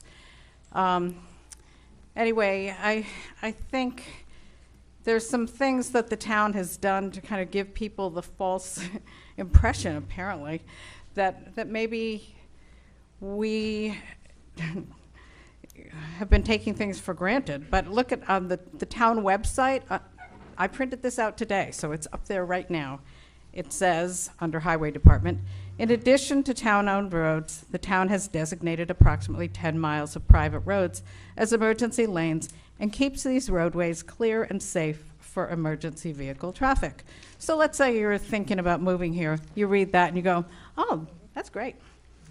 Or you go to the 2011 master plan, which has something in the transportation section on emergency lanes. This gets more specific.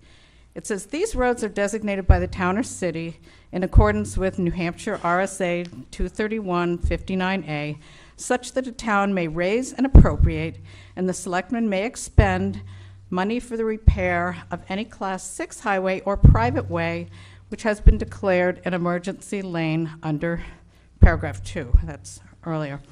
Such repair may include removal of brush, repair of washouts and culverts, or any other work deemed necessary to render such way passable by firefighting equipment and rescue or other emergency vehicles. These are our own town documents that lead us to believe that, in fact, we can count on our roads being maintained. I have kind of a few miscellaneous other points I'd like to make. One is that we keep hearing about, oh, there's no public purpose above and beyond the ones that we receive as residents on these roads. And in fact, I just did a little brain dump of what I think the public purposes are above and beyond ours. For Dolph Dam Road, which you take that off of 156, and from that you go to Lamprey Drive, and from that you go to Indian Run, where I live. So here are the public purposes that I came up with for my road, and I'm sure you have some for your roads as well. Access for logging. We've had quite a bit of logging on Lamprey Drive at one point or another, in Indian Run, where forests were being managed. So access for logging. Access for New Hampshire DES to monitor the flow and water quality of the Pawtuckaway River and control the flow from the lake to prevent flooding and/or drought conditions downstream. Access for New Hampshire Electric Co-op to reach down trees, power lines, and transformers that serve not only the residents on each road, but also the residents on roads across the lake. In fact, this was the purpose that was allowed by the Board of Selectmen when Indian Run was approved as an emergency lane in 2007, after a public hearing. As it turns out, the major line that runs to the end of Indian Run then goes under the lake and goes around. And so if we have problems over in our area, it affects lots and lots of houses. Access for public water rescues. There have been a number of those over the years. Access for fire trucks that have put out at least 2, you can call them wildland fires or forest fires in our neighborhood, that had they spread, they would have taken out some houses. And that's just in the last 5 years. Access for hunters. On Lamprey Drive, there's a nice little clearing, and we see hunters' cars parked there all the time, and they go off and use that. There's also a trail that goes off and that can access the Bacon easement, which is a conservation easement in town. And we also see a lot of bicyclists and pedestrians, people walking dogs or whatever, on our road. There's no gate. There's nothing that keeps the public out.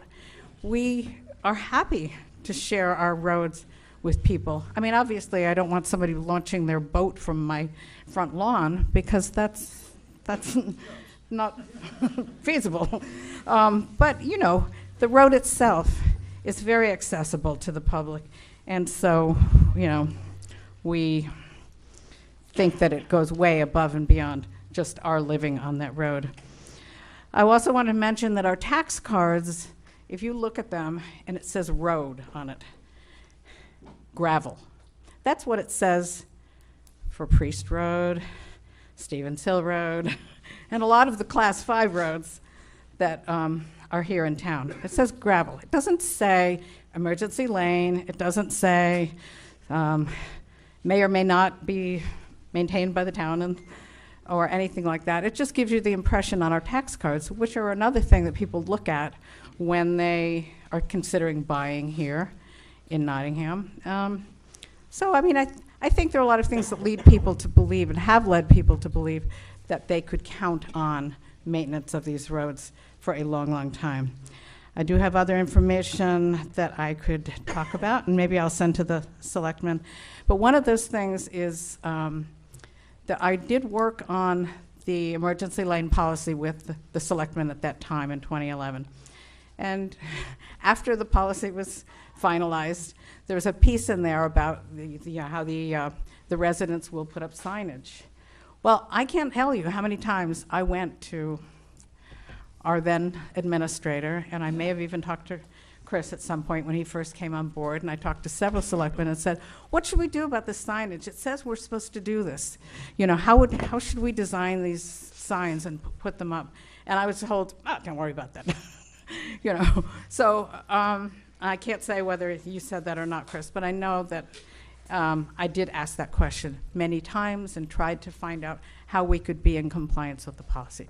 So, you know, there are a lot of good people here who are really part of the fabric of this community, who volunteer, who do lots of things. And we do not want to set up an us and them situation in this town, you know, where some people get services and some don't. We pay our taxes, and they're hefty at this point, but we pay them, and we do deserve the services that we've come to expect. Thank you.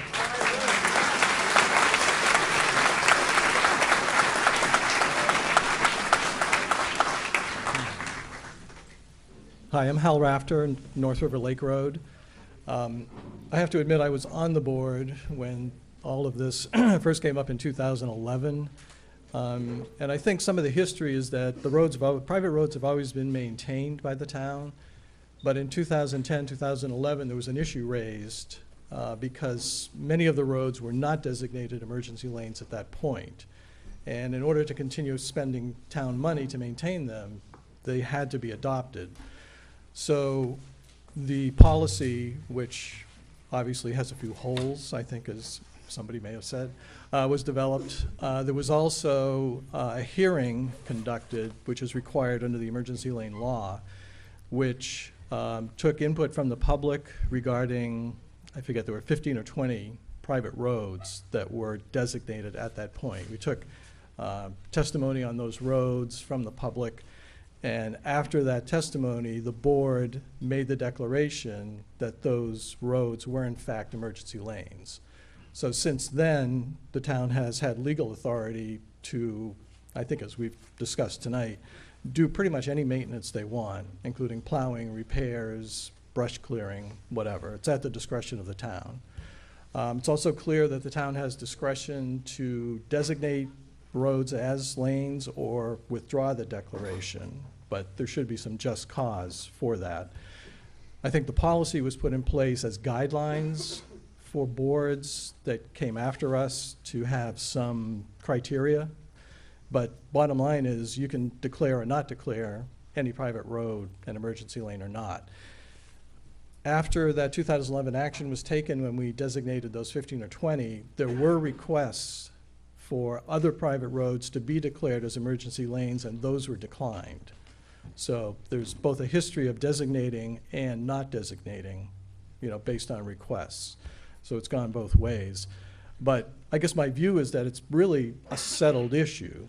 There was a hearing done in 2011, there was testimony taken, the board made a declaration, and there's a history, there's documentation as to what was done back then. So I don't know that, you know, the board or the town has any liability.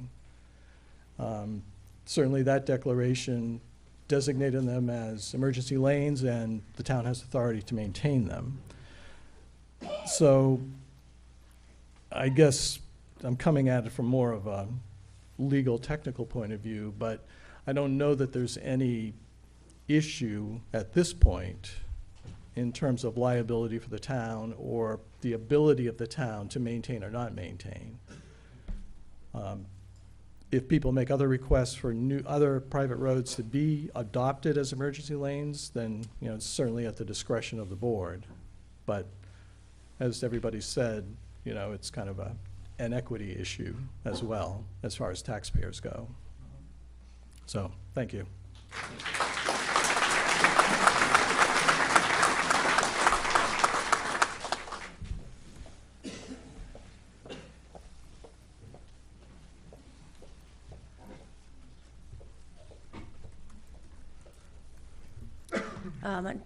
My name's Dee Decker, live on Lakeview Drive, and I'd like to thank the board for their time in listening to us and bringing this back up again.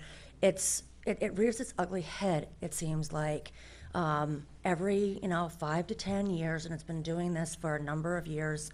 And so I would really like you guys to do everything that you can to put this to bed once and for all.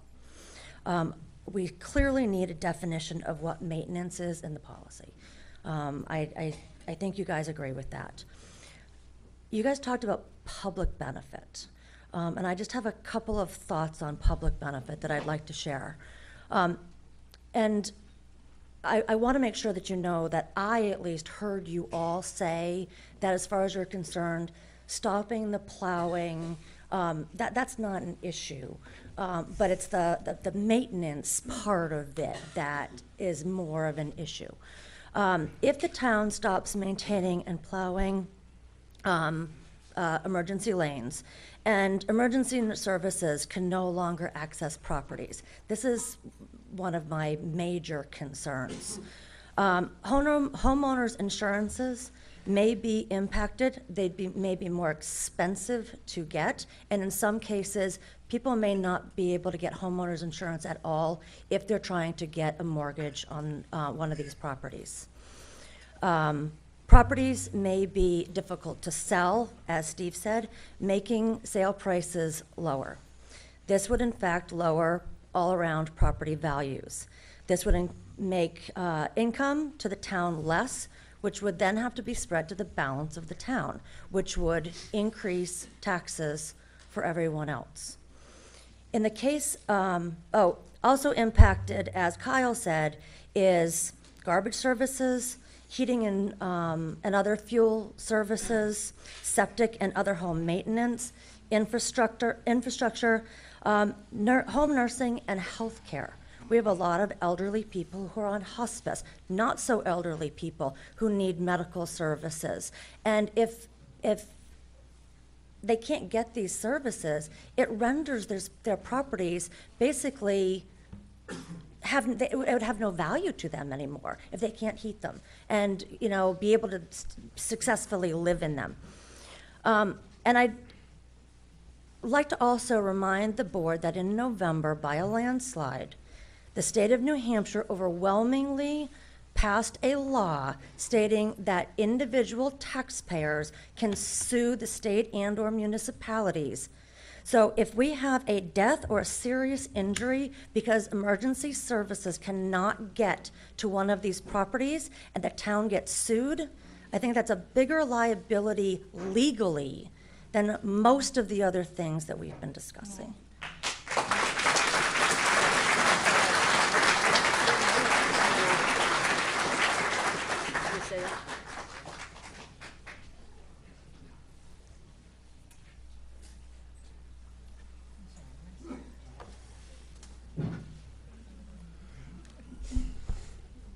Hello, my name is Ryan Melchiano.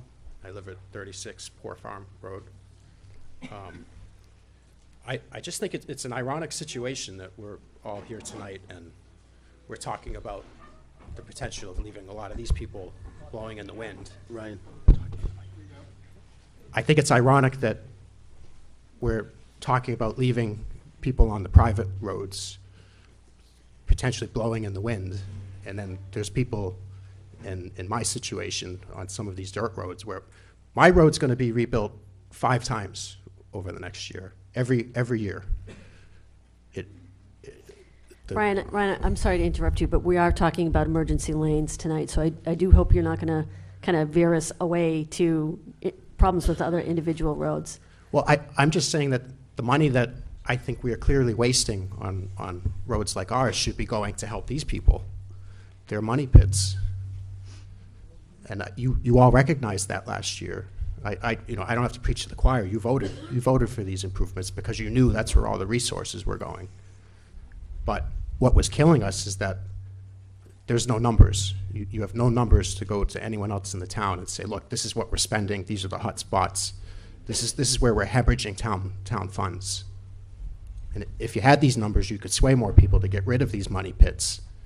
And I just don't see a solution here tonight without getting in control of the budget and taking the money that you might be saving, in theory, and helping these people.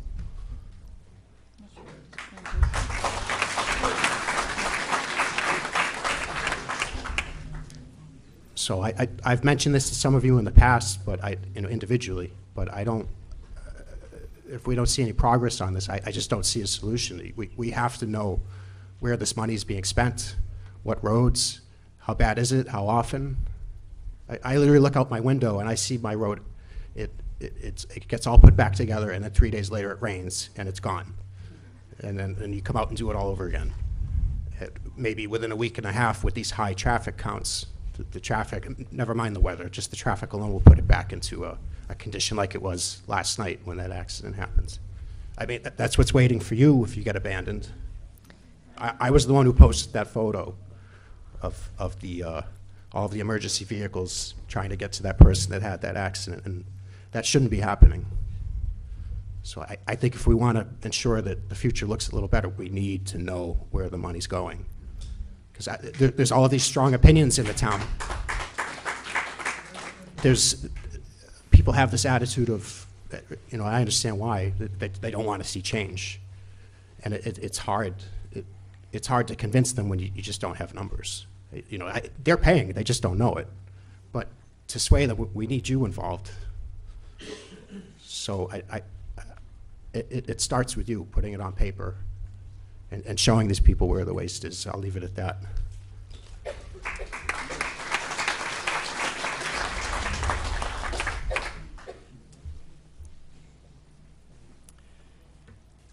Good evening. My name is Bill Shimoni. I live at 33 North River Lake Road. And my wife and I moved here a couple of years ago for some of the things that were read earlier. In fact, I want to thank all the people who said all those great things that I don't have to repeat, and I probably wouldn't have said them as well. But that's part of why we chose Nottingham, the water, the quality, a good road. It's a dirt road. I had to change my vehicle to a pickup truck with four-wheel drive. It's no big deal. But in the past couple of years, and I work for a municipal government, and I work with the fire and the police people, and I understand what you as people who have to make decisions are tasked with. And in the 2 years that I've lived there, I've seen the ambulance come down our road, so I know it's wide enough to get an ambulance down. And I've seen individuals have their lives saved, and that's great. And I understand what the young lady said earlier about liability and being able to be sued. And I don't know, I'd rather be alive than have my heirs sue. I just don't think it's a good way, that's my choice. But I also wanted to add something that I don't think anybody else has said, not that I'm smart, but I worked on a conservation commission in another municipality for about 20 years. And North River Lake Road, yeah, it's named after North River. And North River, if you look it up, it's 15 miles of a snake winding river, typical New Hampshire river. And it goes through town. And when you drive the road, you can see how high the water is right now. And this is just barely winter. But right at the top, at the headwaters, right at the lake, is the North River, and they call it a pond, the North River Pond Dam. And it says, there's a sign, owned and operated by New Hampshire Department of Environmental Services. And you know where they are, Concord. When I was on a conservation commission a few decades ago, we were able to get some money, both state and federal money, to ensure and guarantee access to a dam that we had in town. And I'm wondering if, as part of the analysis that comes out of this workshop, whether other avenues, revenue streams can be looked into. Is there something in federal or state money that says, yes, when you have a disaster and your dam gives and all that water goes rushing downstream and people's houses tumble, and I know a lot of houses are close to the river for good reasons, beautiful reasons. Are there some funds that we don't know about or we haven't discovered yet that we can look into? So I guess that's the last piece that I'll leave you with. Thank you very much.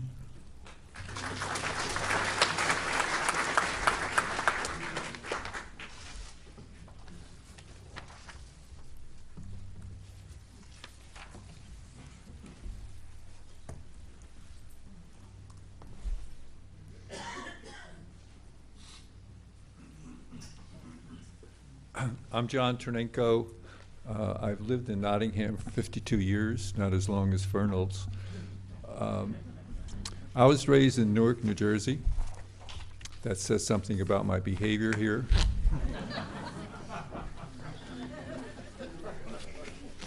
But the important thing is the ethers, the history, I don't know what to call it, but in the 52 years, Nottingham has really changed. I remember my first taxes.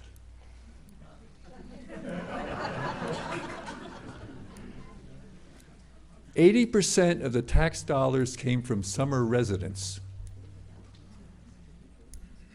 So all the roads around Pawtuckaway, there was nobody living there in the winter. And whether or not we like it or not, that's a history that's influencing what's going on today. And I don't know how to get around that. But that's something you need to understand. So when we talk about the need of ambulances in winter, or access roads, nobody was there. And so we're going through a transition which is pretty major. It's sure not going to become Newark, so I'm safe here. That's all I have to say.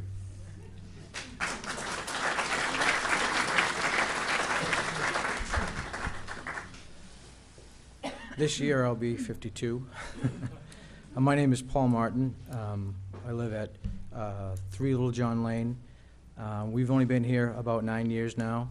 I want to say this is probably the best town and we could have ever picked. The people are nicest. Absolutely love being here. I'm only up here for 2 quick reasons, and that is if somebody finds himself in this room in the same situation that I am, it might be helpful. But as importantly, it may be helpful to you as the can of worms I'm going to mention. When we bought our property, it was listed as a paved road, and I asked the realtor that, and they said, oh, that just means that they maintain it and eventually get to paving it. I'm like, okay. As of now, knowing this for the past 2 or 3 weeks, my wife's like, we're moving. I'm like, no, we're not moving. So I went and saw Dawn and asked her about how you find out who actually owns the road, because here's the important part. I'm landlocked on Little John Lane with people above and beyond. I have to drive either that way or that way over somebody else's land if it's considered private property. And so my question to her was, how do you figure that out? And she explained to me what website to go to. I did that, still couldn't find it. And so I said, well, what happens if, since the land is flat and as it goes down, it gets destroyed 3 or 4 times a year, so much so one time my daughter almost rolled her car when she was 19. She's 26 and very well, very healthy, by the way.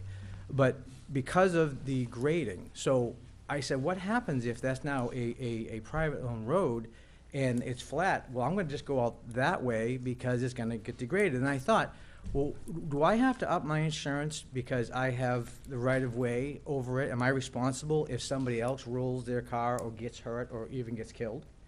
Do the people who live below me, do they need to raise their property tax, their insurance for such liability? And that's the can of worms I'm presenting to you. Is that something that if it ever came to that situation that my road or somebody else's road is a private road that nobody knows who owns it, who's liable? I'm not asking that for a response, just for you get it. So I asked the people below me, I said, so if that push comes to shove and it becomes a road that they will no longer maintain, do you mind if I own my road or they own, the land in front of my house, that road, if it's mine or yours, do you mind if I put a concrete wall across it, but not as a retort, as public safety? Because this is a road that the school children, the 5 parents and 6 kids walk down to the bottom of it's a bus stop. I sprained my shoulder, I dislocated my shoulder, I was out of work for 2.5 months. I sat one day and counted 87 cars going up, not just cars, vehicles, up and down my road in the span of 7 hours. And you say, how is that possible? Well, as Kyle will tell you, his trash truck, the other 2 trash trucks, the 5 or 6 FedExes and UPSs daily, half the people in the neighborhood use our street because it gets so narrow being a lake road. And so I just wanted to say that that's something that will happen if push comes to shove, and it's not a retort, it's for public safety. That's all.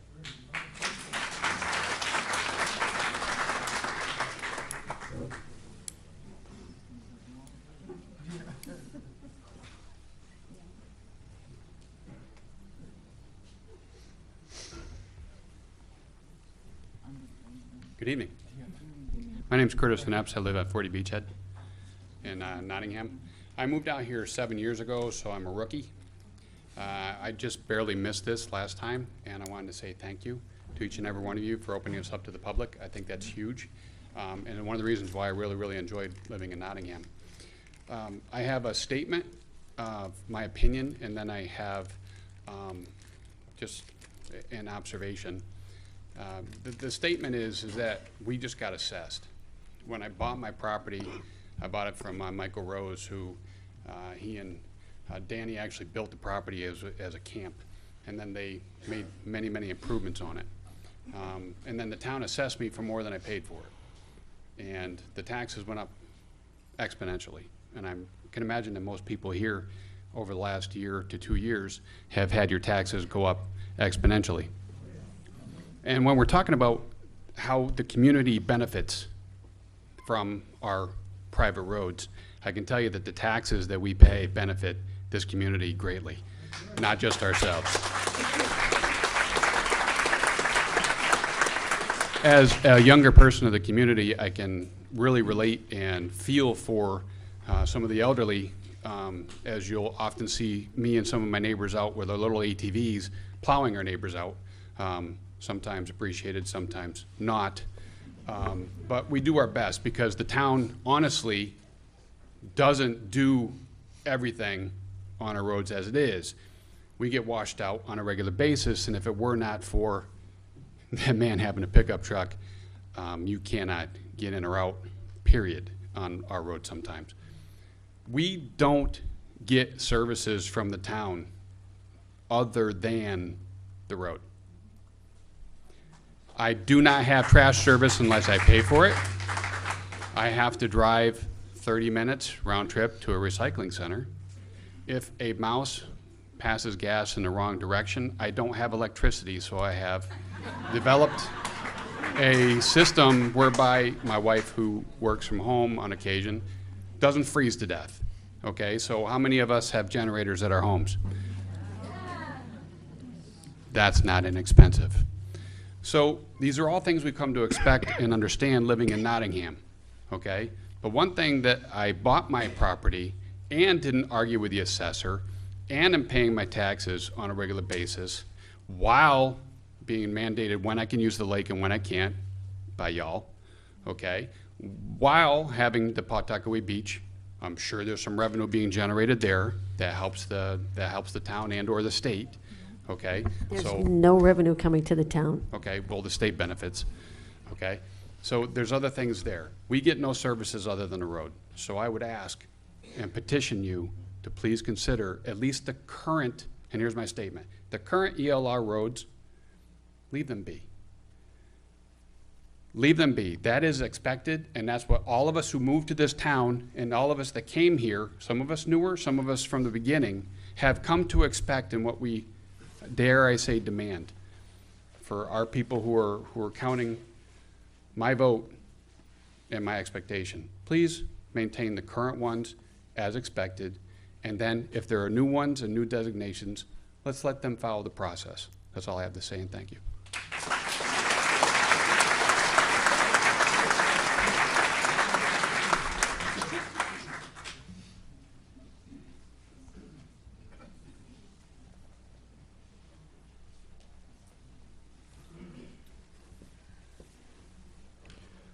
Whenever I do this, my wife's scared to death. Please forgive me. I come from Massachusetts. I'm just going to put on the table. Could you speak closer to the mic? Well, maybe it would be better. I just want to say, and please forgive me if I'm not, if I'm ignorant of some things, but I came here a little nervous tonight. I didn't know what to expect. And I just want to say that it's going to be tough, isn't it? It's going to be tough. Some things aren't right here. Some things should not happen. And we had a lot of holes. We have a lot of holes. And I know the holes you're talking about. And I'm not smart. I just ran into a few of them. You find yourself in court.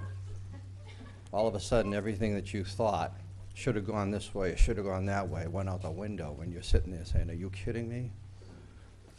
Your ounces of precaution, and they're not ounces, are very well thought out. I'm with you.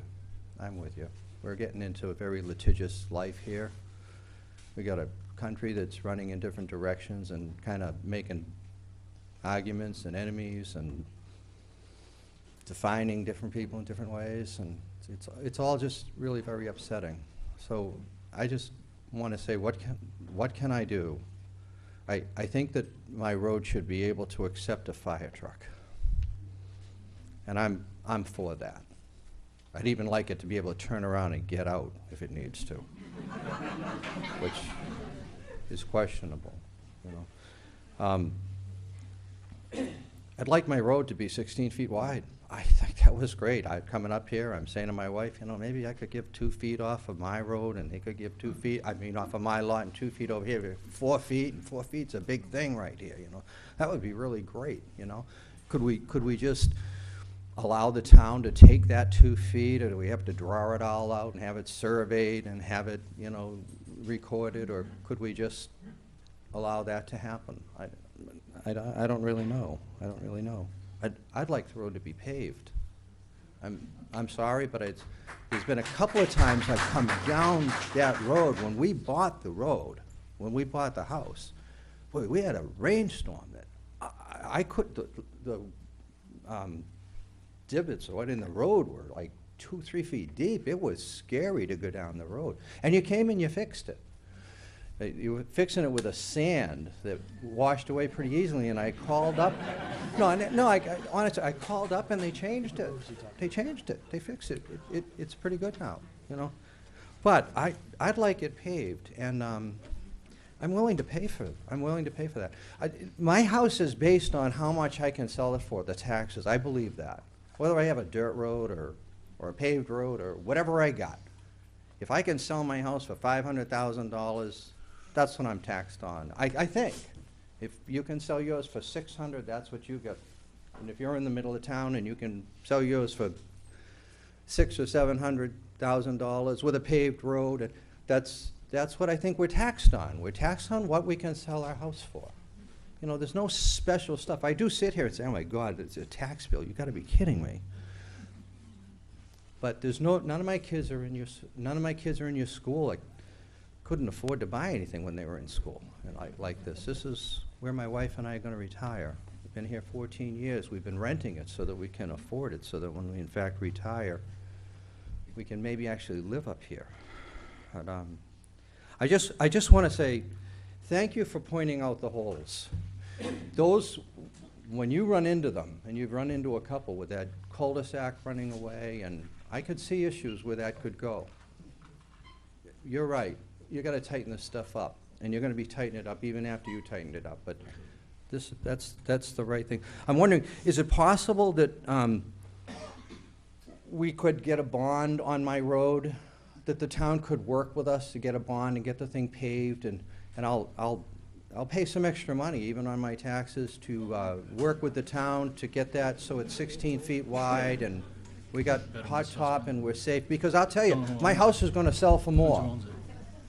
This is not a bad investment. I mean, if people can't afford it, which I don't know that, I'm sure that we can, but if people can't afford it, those are significant issues.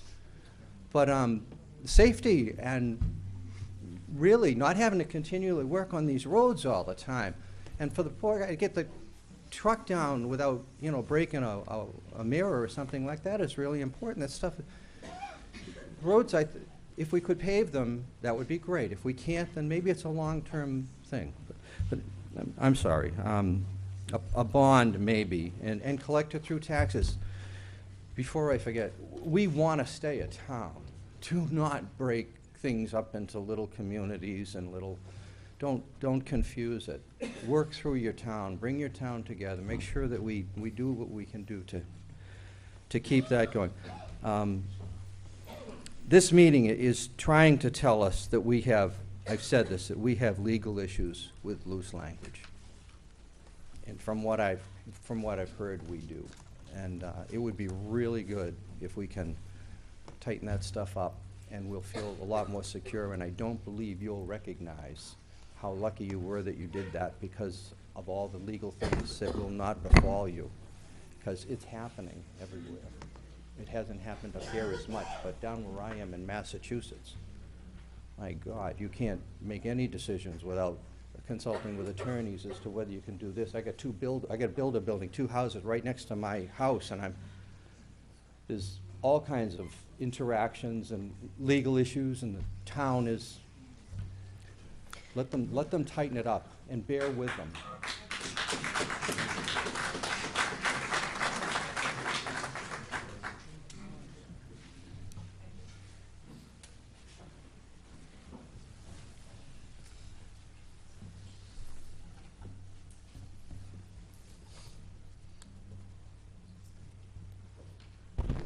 Good evening, and I just first want to say thank you for listening to all of us and taking everything into consideration. My name is Barbara Heyer, and my husband and I live 27 Moores Road. We've lived there for 10 years. Well, we've owned the house for 10 years, but we've recently, within the past years, have lived there full time. And my mom lived with us. And just to say, you know, as my mom used to say, I'll keep this short and sweet like a jackass's gallop. I was very concerned when my mom was living with us. She was 97 at the time, and if anything should have happened to her during the winter, I don't feel as though she would have gotten the appropriate emergency care. It was about 5 years ago that we had just moved in permanently, and there was a snowstorm at Thanksgiving. Our road was horrible, and we had the unfortunate occurrence of watching our neighbor's house burn down to the ground. It took 45 minutes for the fire department to get there, and then they didn't have enough water. They had to try to pump it out of the lake. This was Thanksgiving, but it was snowing. That fire was horrendous, and there was nothing we could do. We had to wait and wait and wait. There's a number of retired people on the road. My husband is one of them, just came out of retirement, but that's a good thing. And it's unfortunate that I feel like sometimes I can't get to work because the roads are not sanded. Moores is a slow decline down towards the lake, and there are times when I feel like I can't even get up past our house. So I am kind of reiterating what some people have already said. It's humanity that we really have to think about. It's the human factor in all of this, safety, and just being able to feel secure in your own home and knowing that you'll have some backup if something should happen in an emergency situation. I just wanted to emphasize that. Thank you.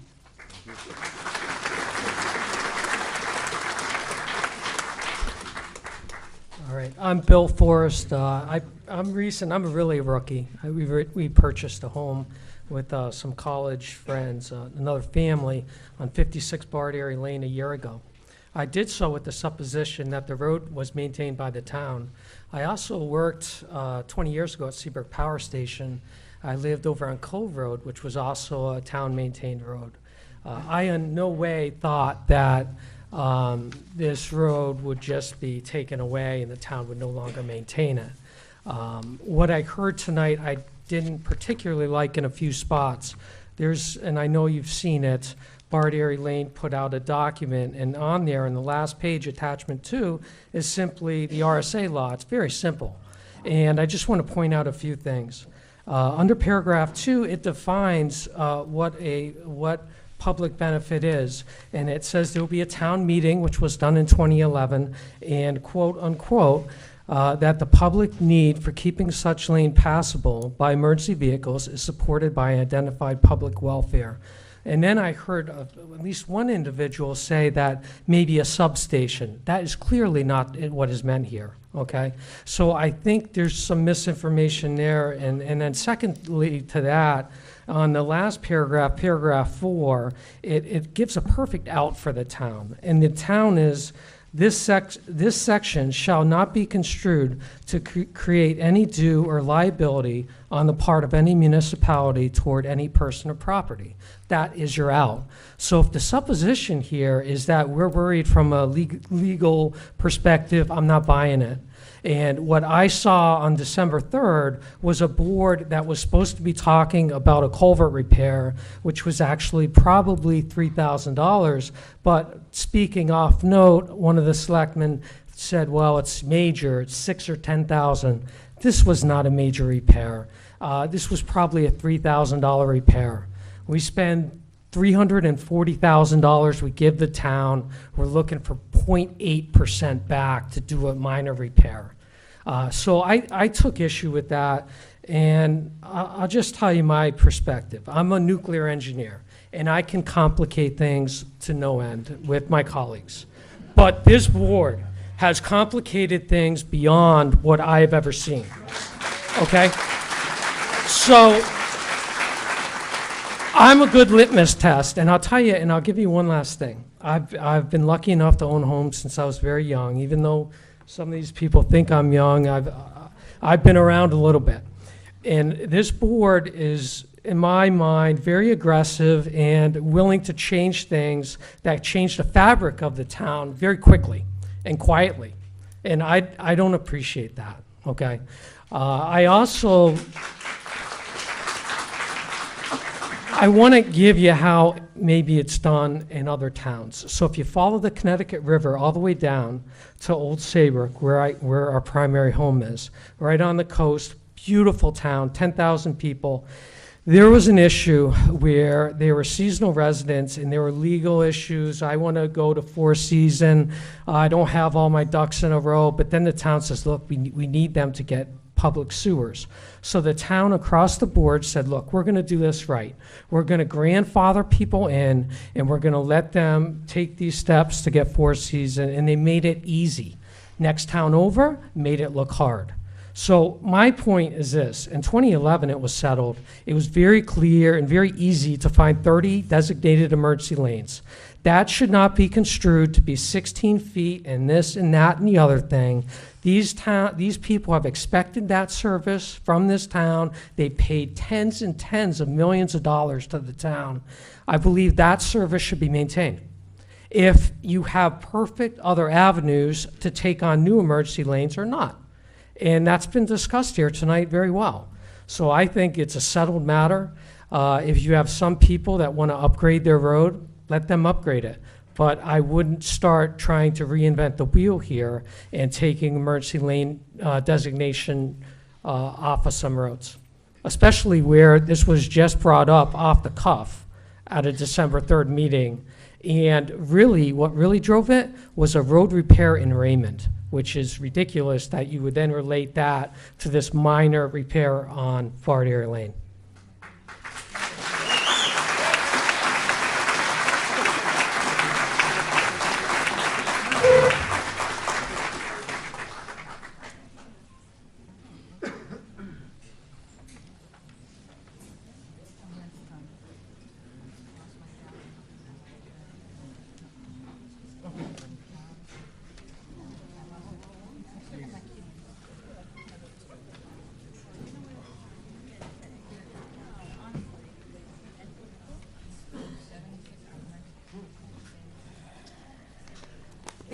Hi, my name's John Fernald, not the road agent, but that is my uncle.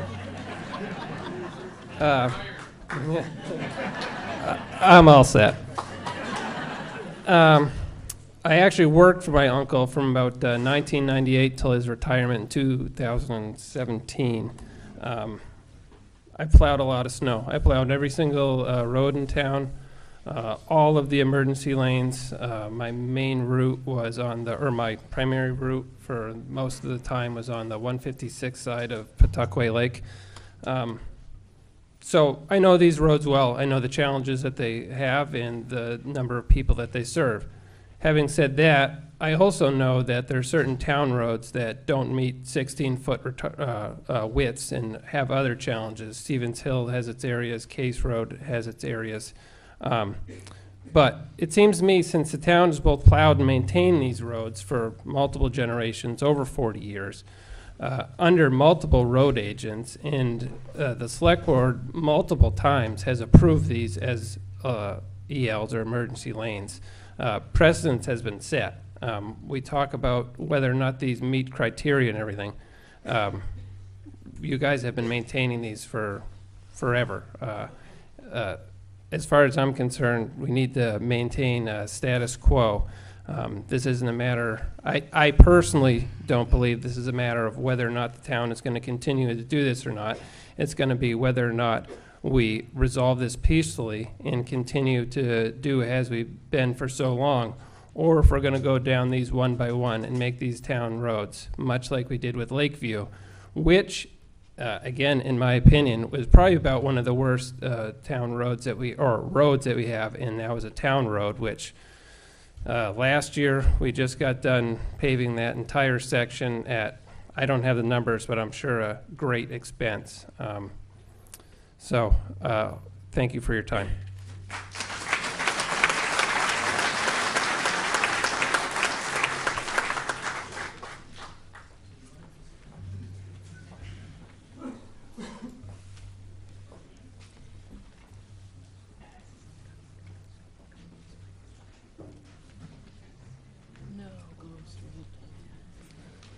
My name is Arthur Mello. I live at 21 Swan Drive, which is on Nottingham Lake. And I've lived there for 20 years. I built a house there. When I went to build a house there, I talked to the building inspector at the time, and he gave me the impression that that was the town road. It is a paved road. It was paved when I bought the land 2 years prior to that, and it's been plowed and maintained somewhat since then. And I find it hard to believe that what's going to happen if that's not going to be a service road or a town road anymore. The pavement's all breaking up, and it won't be long before it needs a grader to take it out of there.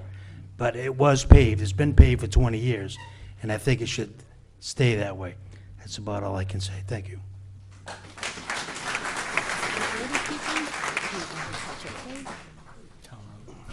Dave Fernald. I'm the one with the farm, I'm not the road agent. John Tanico referred to the amount of taxes that were paid by the towns, by the lake people. That was the case well over 60 years ago. They were plowing town roads 60 years ago. They did what was right then. We should do what's right now. Thank you.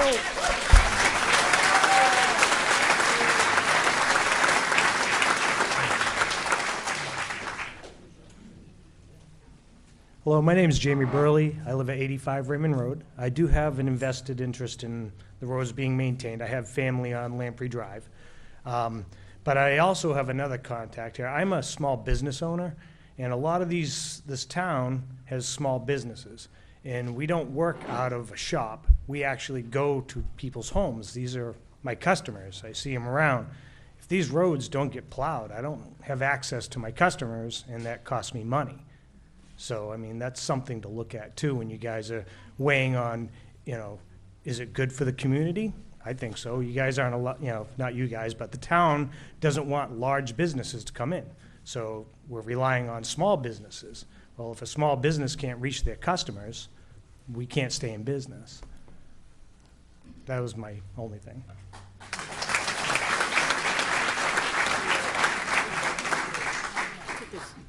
think there's one person back there who is.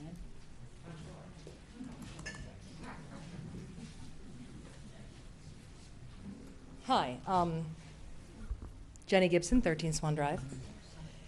I've only been here 4 years, so not that long. However, I came in, I would say, within the first year of being here to ask about a hole on Swan Drive.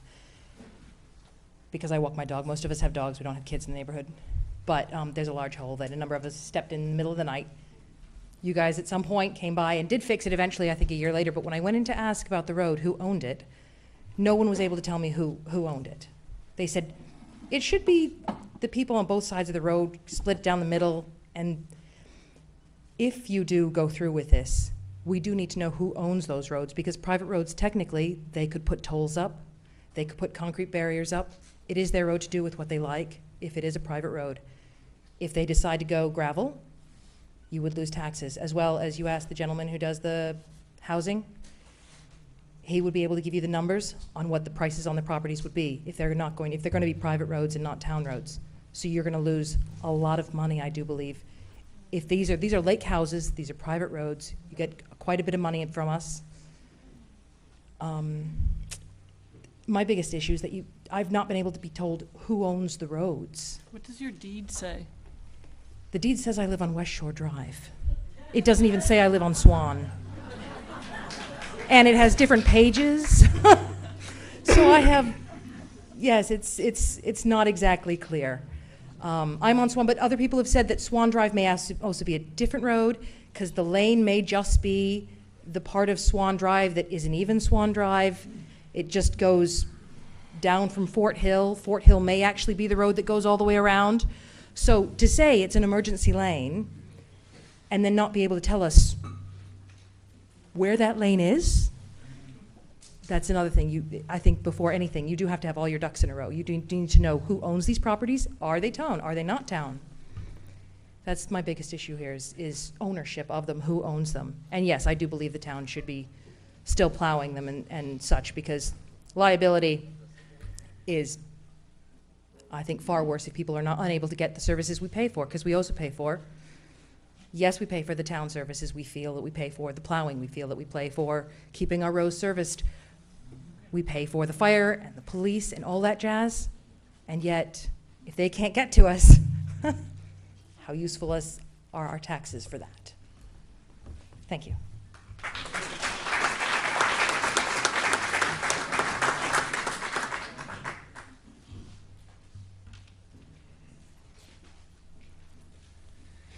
Hi, my name's Fred Howe.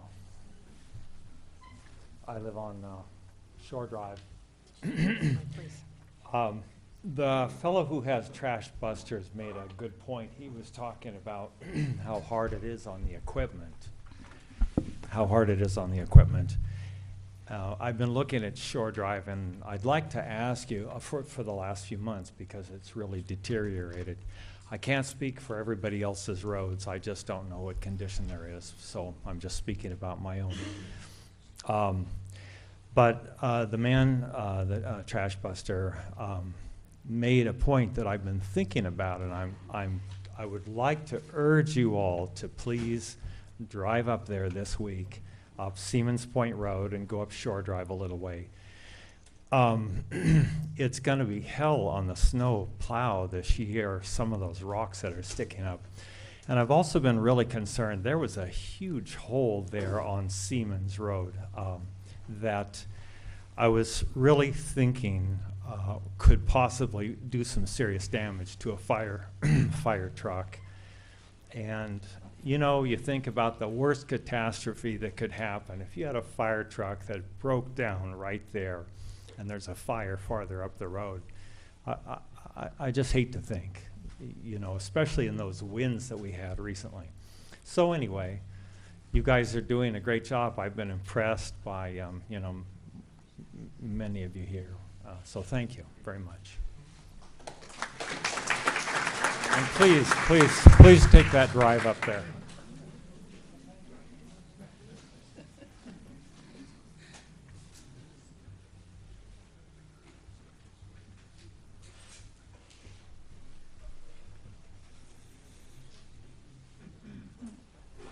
Hi, my name is Don Morrell. I live on 21 Bardary Lane.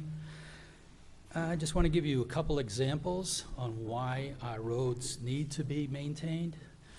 Back in '94, my mother had a heart attack, and the ambulance tried to get down our road. Could not do it. So the police chief called the town, and they rushed right down there real quick with 2 plow trucks, a sander, and everything to get that, clear that road real quick, because they were worried about getting sued or my mother dying from that heart attack.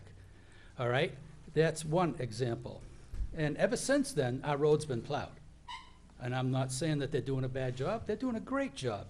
John Fernal, he maintained our road excellent.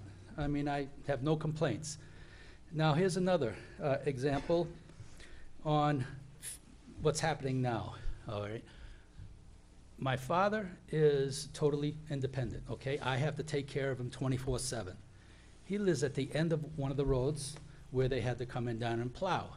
He has to have V&A services come in and take care of him. Now, if our roads cannot be passable, these V&A people aren't going to have 4-wheel drives. They're going to have cars just like everybody else to come down the road. If they can't come down our road, they're not going to be able to service my father. And I'm not just talking about occupational therapy people or physical therapy people. I'm talking about the V&A nurses that have to give him shots, medications, and all that stuff. Now, that's life-threatening if they can't be maintained. Now, at the end of our road, I'm on Bardary Lane, and you probably know all about it. You come down our road, and the first thing you do is go down a big hill. Only the last couple years, you've been able to get up that hill in the wintertime. I didn't have a 4-wheel drive, so what I would do is at the fork of the road where the mailboxes are, I'd look as far as I can, and then I'd gun it. And I'd get to that hill, and I'd shoot up that hill and look through the trees to see if there was any cars coming. There's no cars coming. Wow, I'm on 156. I made it. If there was a car coming, you'd stop, back up down the hill, try again. That's how we got out of the road. But like I said, the last couple years, they did a fantastic job. They've been sanding the road, and you don't have to take that running start anymore and worry that you're going to either shoot over the road, 156, or have to stop and back down again. I just got to say, you know, I'm sorry, I forgot your name. Shelley, you said out of one of the statements it says that the town cannot put any money to a road that does not benefit the public. We have numerous amounts of people that are coming down our road looking for the lake. It's listed on Google as access for the lake. All right? Plus, if you're going to say that, then every dead-end road in this town or horseshoe road in this town does not benefit the public. It only benefits the people that live on that road. Those are town. All right? How does that benefit the public? But yet the town maintains their road because it's a town road. But it's not benefiting me unless I want to go look at somebody's house. And that's all I got to say. I just wish this town would just stop their bickering and get together with everybody and live in harmony, for crying out loud. It's a small town. That's why I moved here. Yeah. Thank you.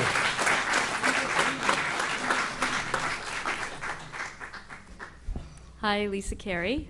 Seaman Point Road. And again, thank you all for listening to us. My husband's family's been on the lake since the 1930s, and my family's been on the lake since the 1950s. We moved here because we met Love on the Lake, and moved here from Massachusetts 15 years ago. And honestly, you know, it's been bubbling up and down about maintenance of the roads, but I really haven't had any complaints. You know, the road maintenance has been good. Lately, not so good. Actually, it feels like the maintenance already stopped on Seaman Point Road, as was just explained. I do feel, I am concerned about plows and people coming through there, because there are such big divots just in the beginning by the mailboxes right from the road, that I'm not sure, you know, how as the winter goes on, how we're going to maintain through there. But what I wanted to ask, with the loss of John as our road maintenance person, or the manager, road manager, what do we have in his place? What are the plans? And that seems where there's a deficit. And you know, and that's what I want to ask the board. What do we, I know we're going to go through the policy, but do we have a body or a person that's taking on that role? Yeah, so, yeah, we're very unfortunate to lose Johnny, and I think a lot of us got spoiled by the fact that John was willing to work Sundays and Saturdays, and he would be out there early morning and late night. And so, while that was something that was, you know, really appreciated, it also spoiled us. So when John retired, we said we were going to look for a person who could fill like a public works position. So they would be responsible for the highway department and the recycling center, and the cemeteries, true. And you know, that would give us somebody who could help get to the next level in terms of, you know, all of those operations. Problem is that they aren't out there. They aren't out there. Unemployment is so low that everybody has a job, or a lot of people have a job, right? And there are towns, like 8 or 9 towns right around us, that are trying to fill the same position. And so we haven't had luck with that. We've posted the job 2 different ways. One is Public Works and one is Highway Department lead, but we still have the same challenge. And so in the interim, Chris has been doing double duty as, you know, managing the guys over in the crew as well. But I have to say, they do an excellent job, and they're managing quite well, you know, given the situation. Okay, thank you. Yeah, and so I think if there's an open position, and there's anybody here who is interested, I mean, we have a lot of people who have vested interest.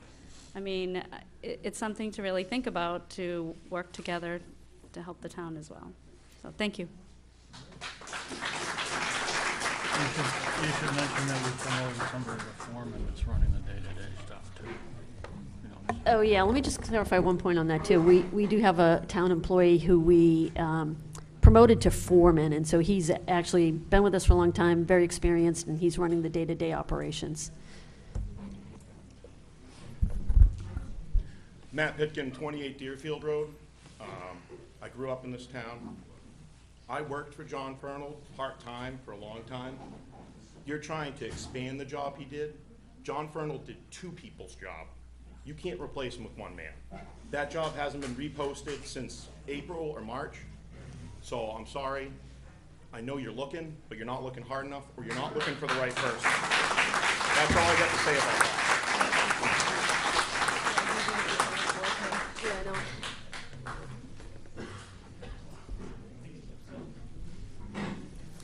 Okay, going once, going twice.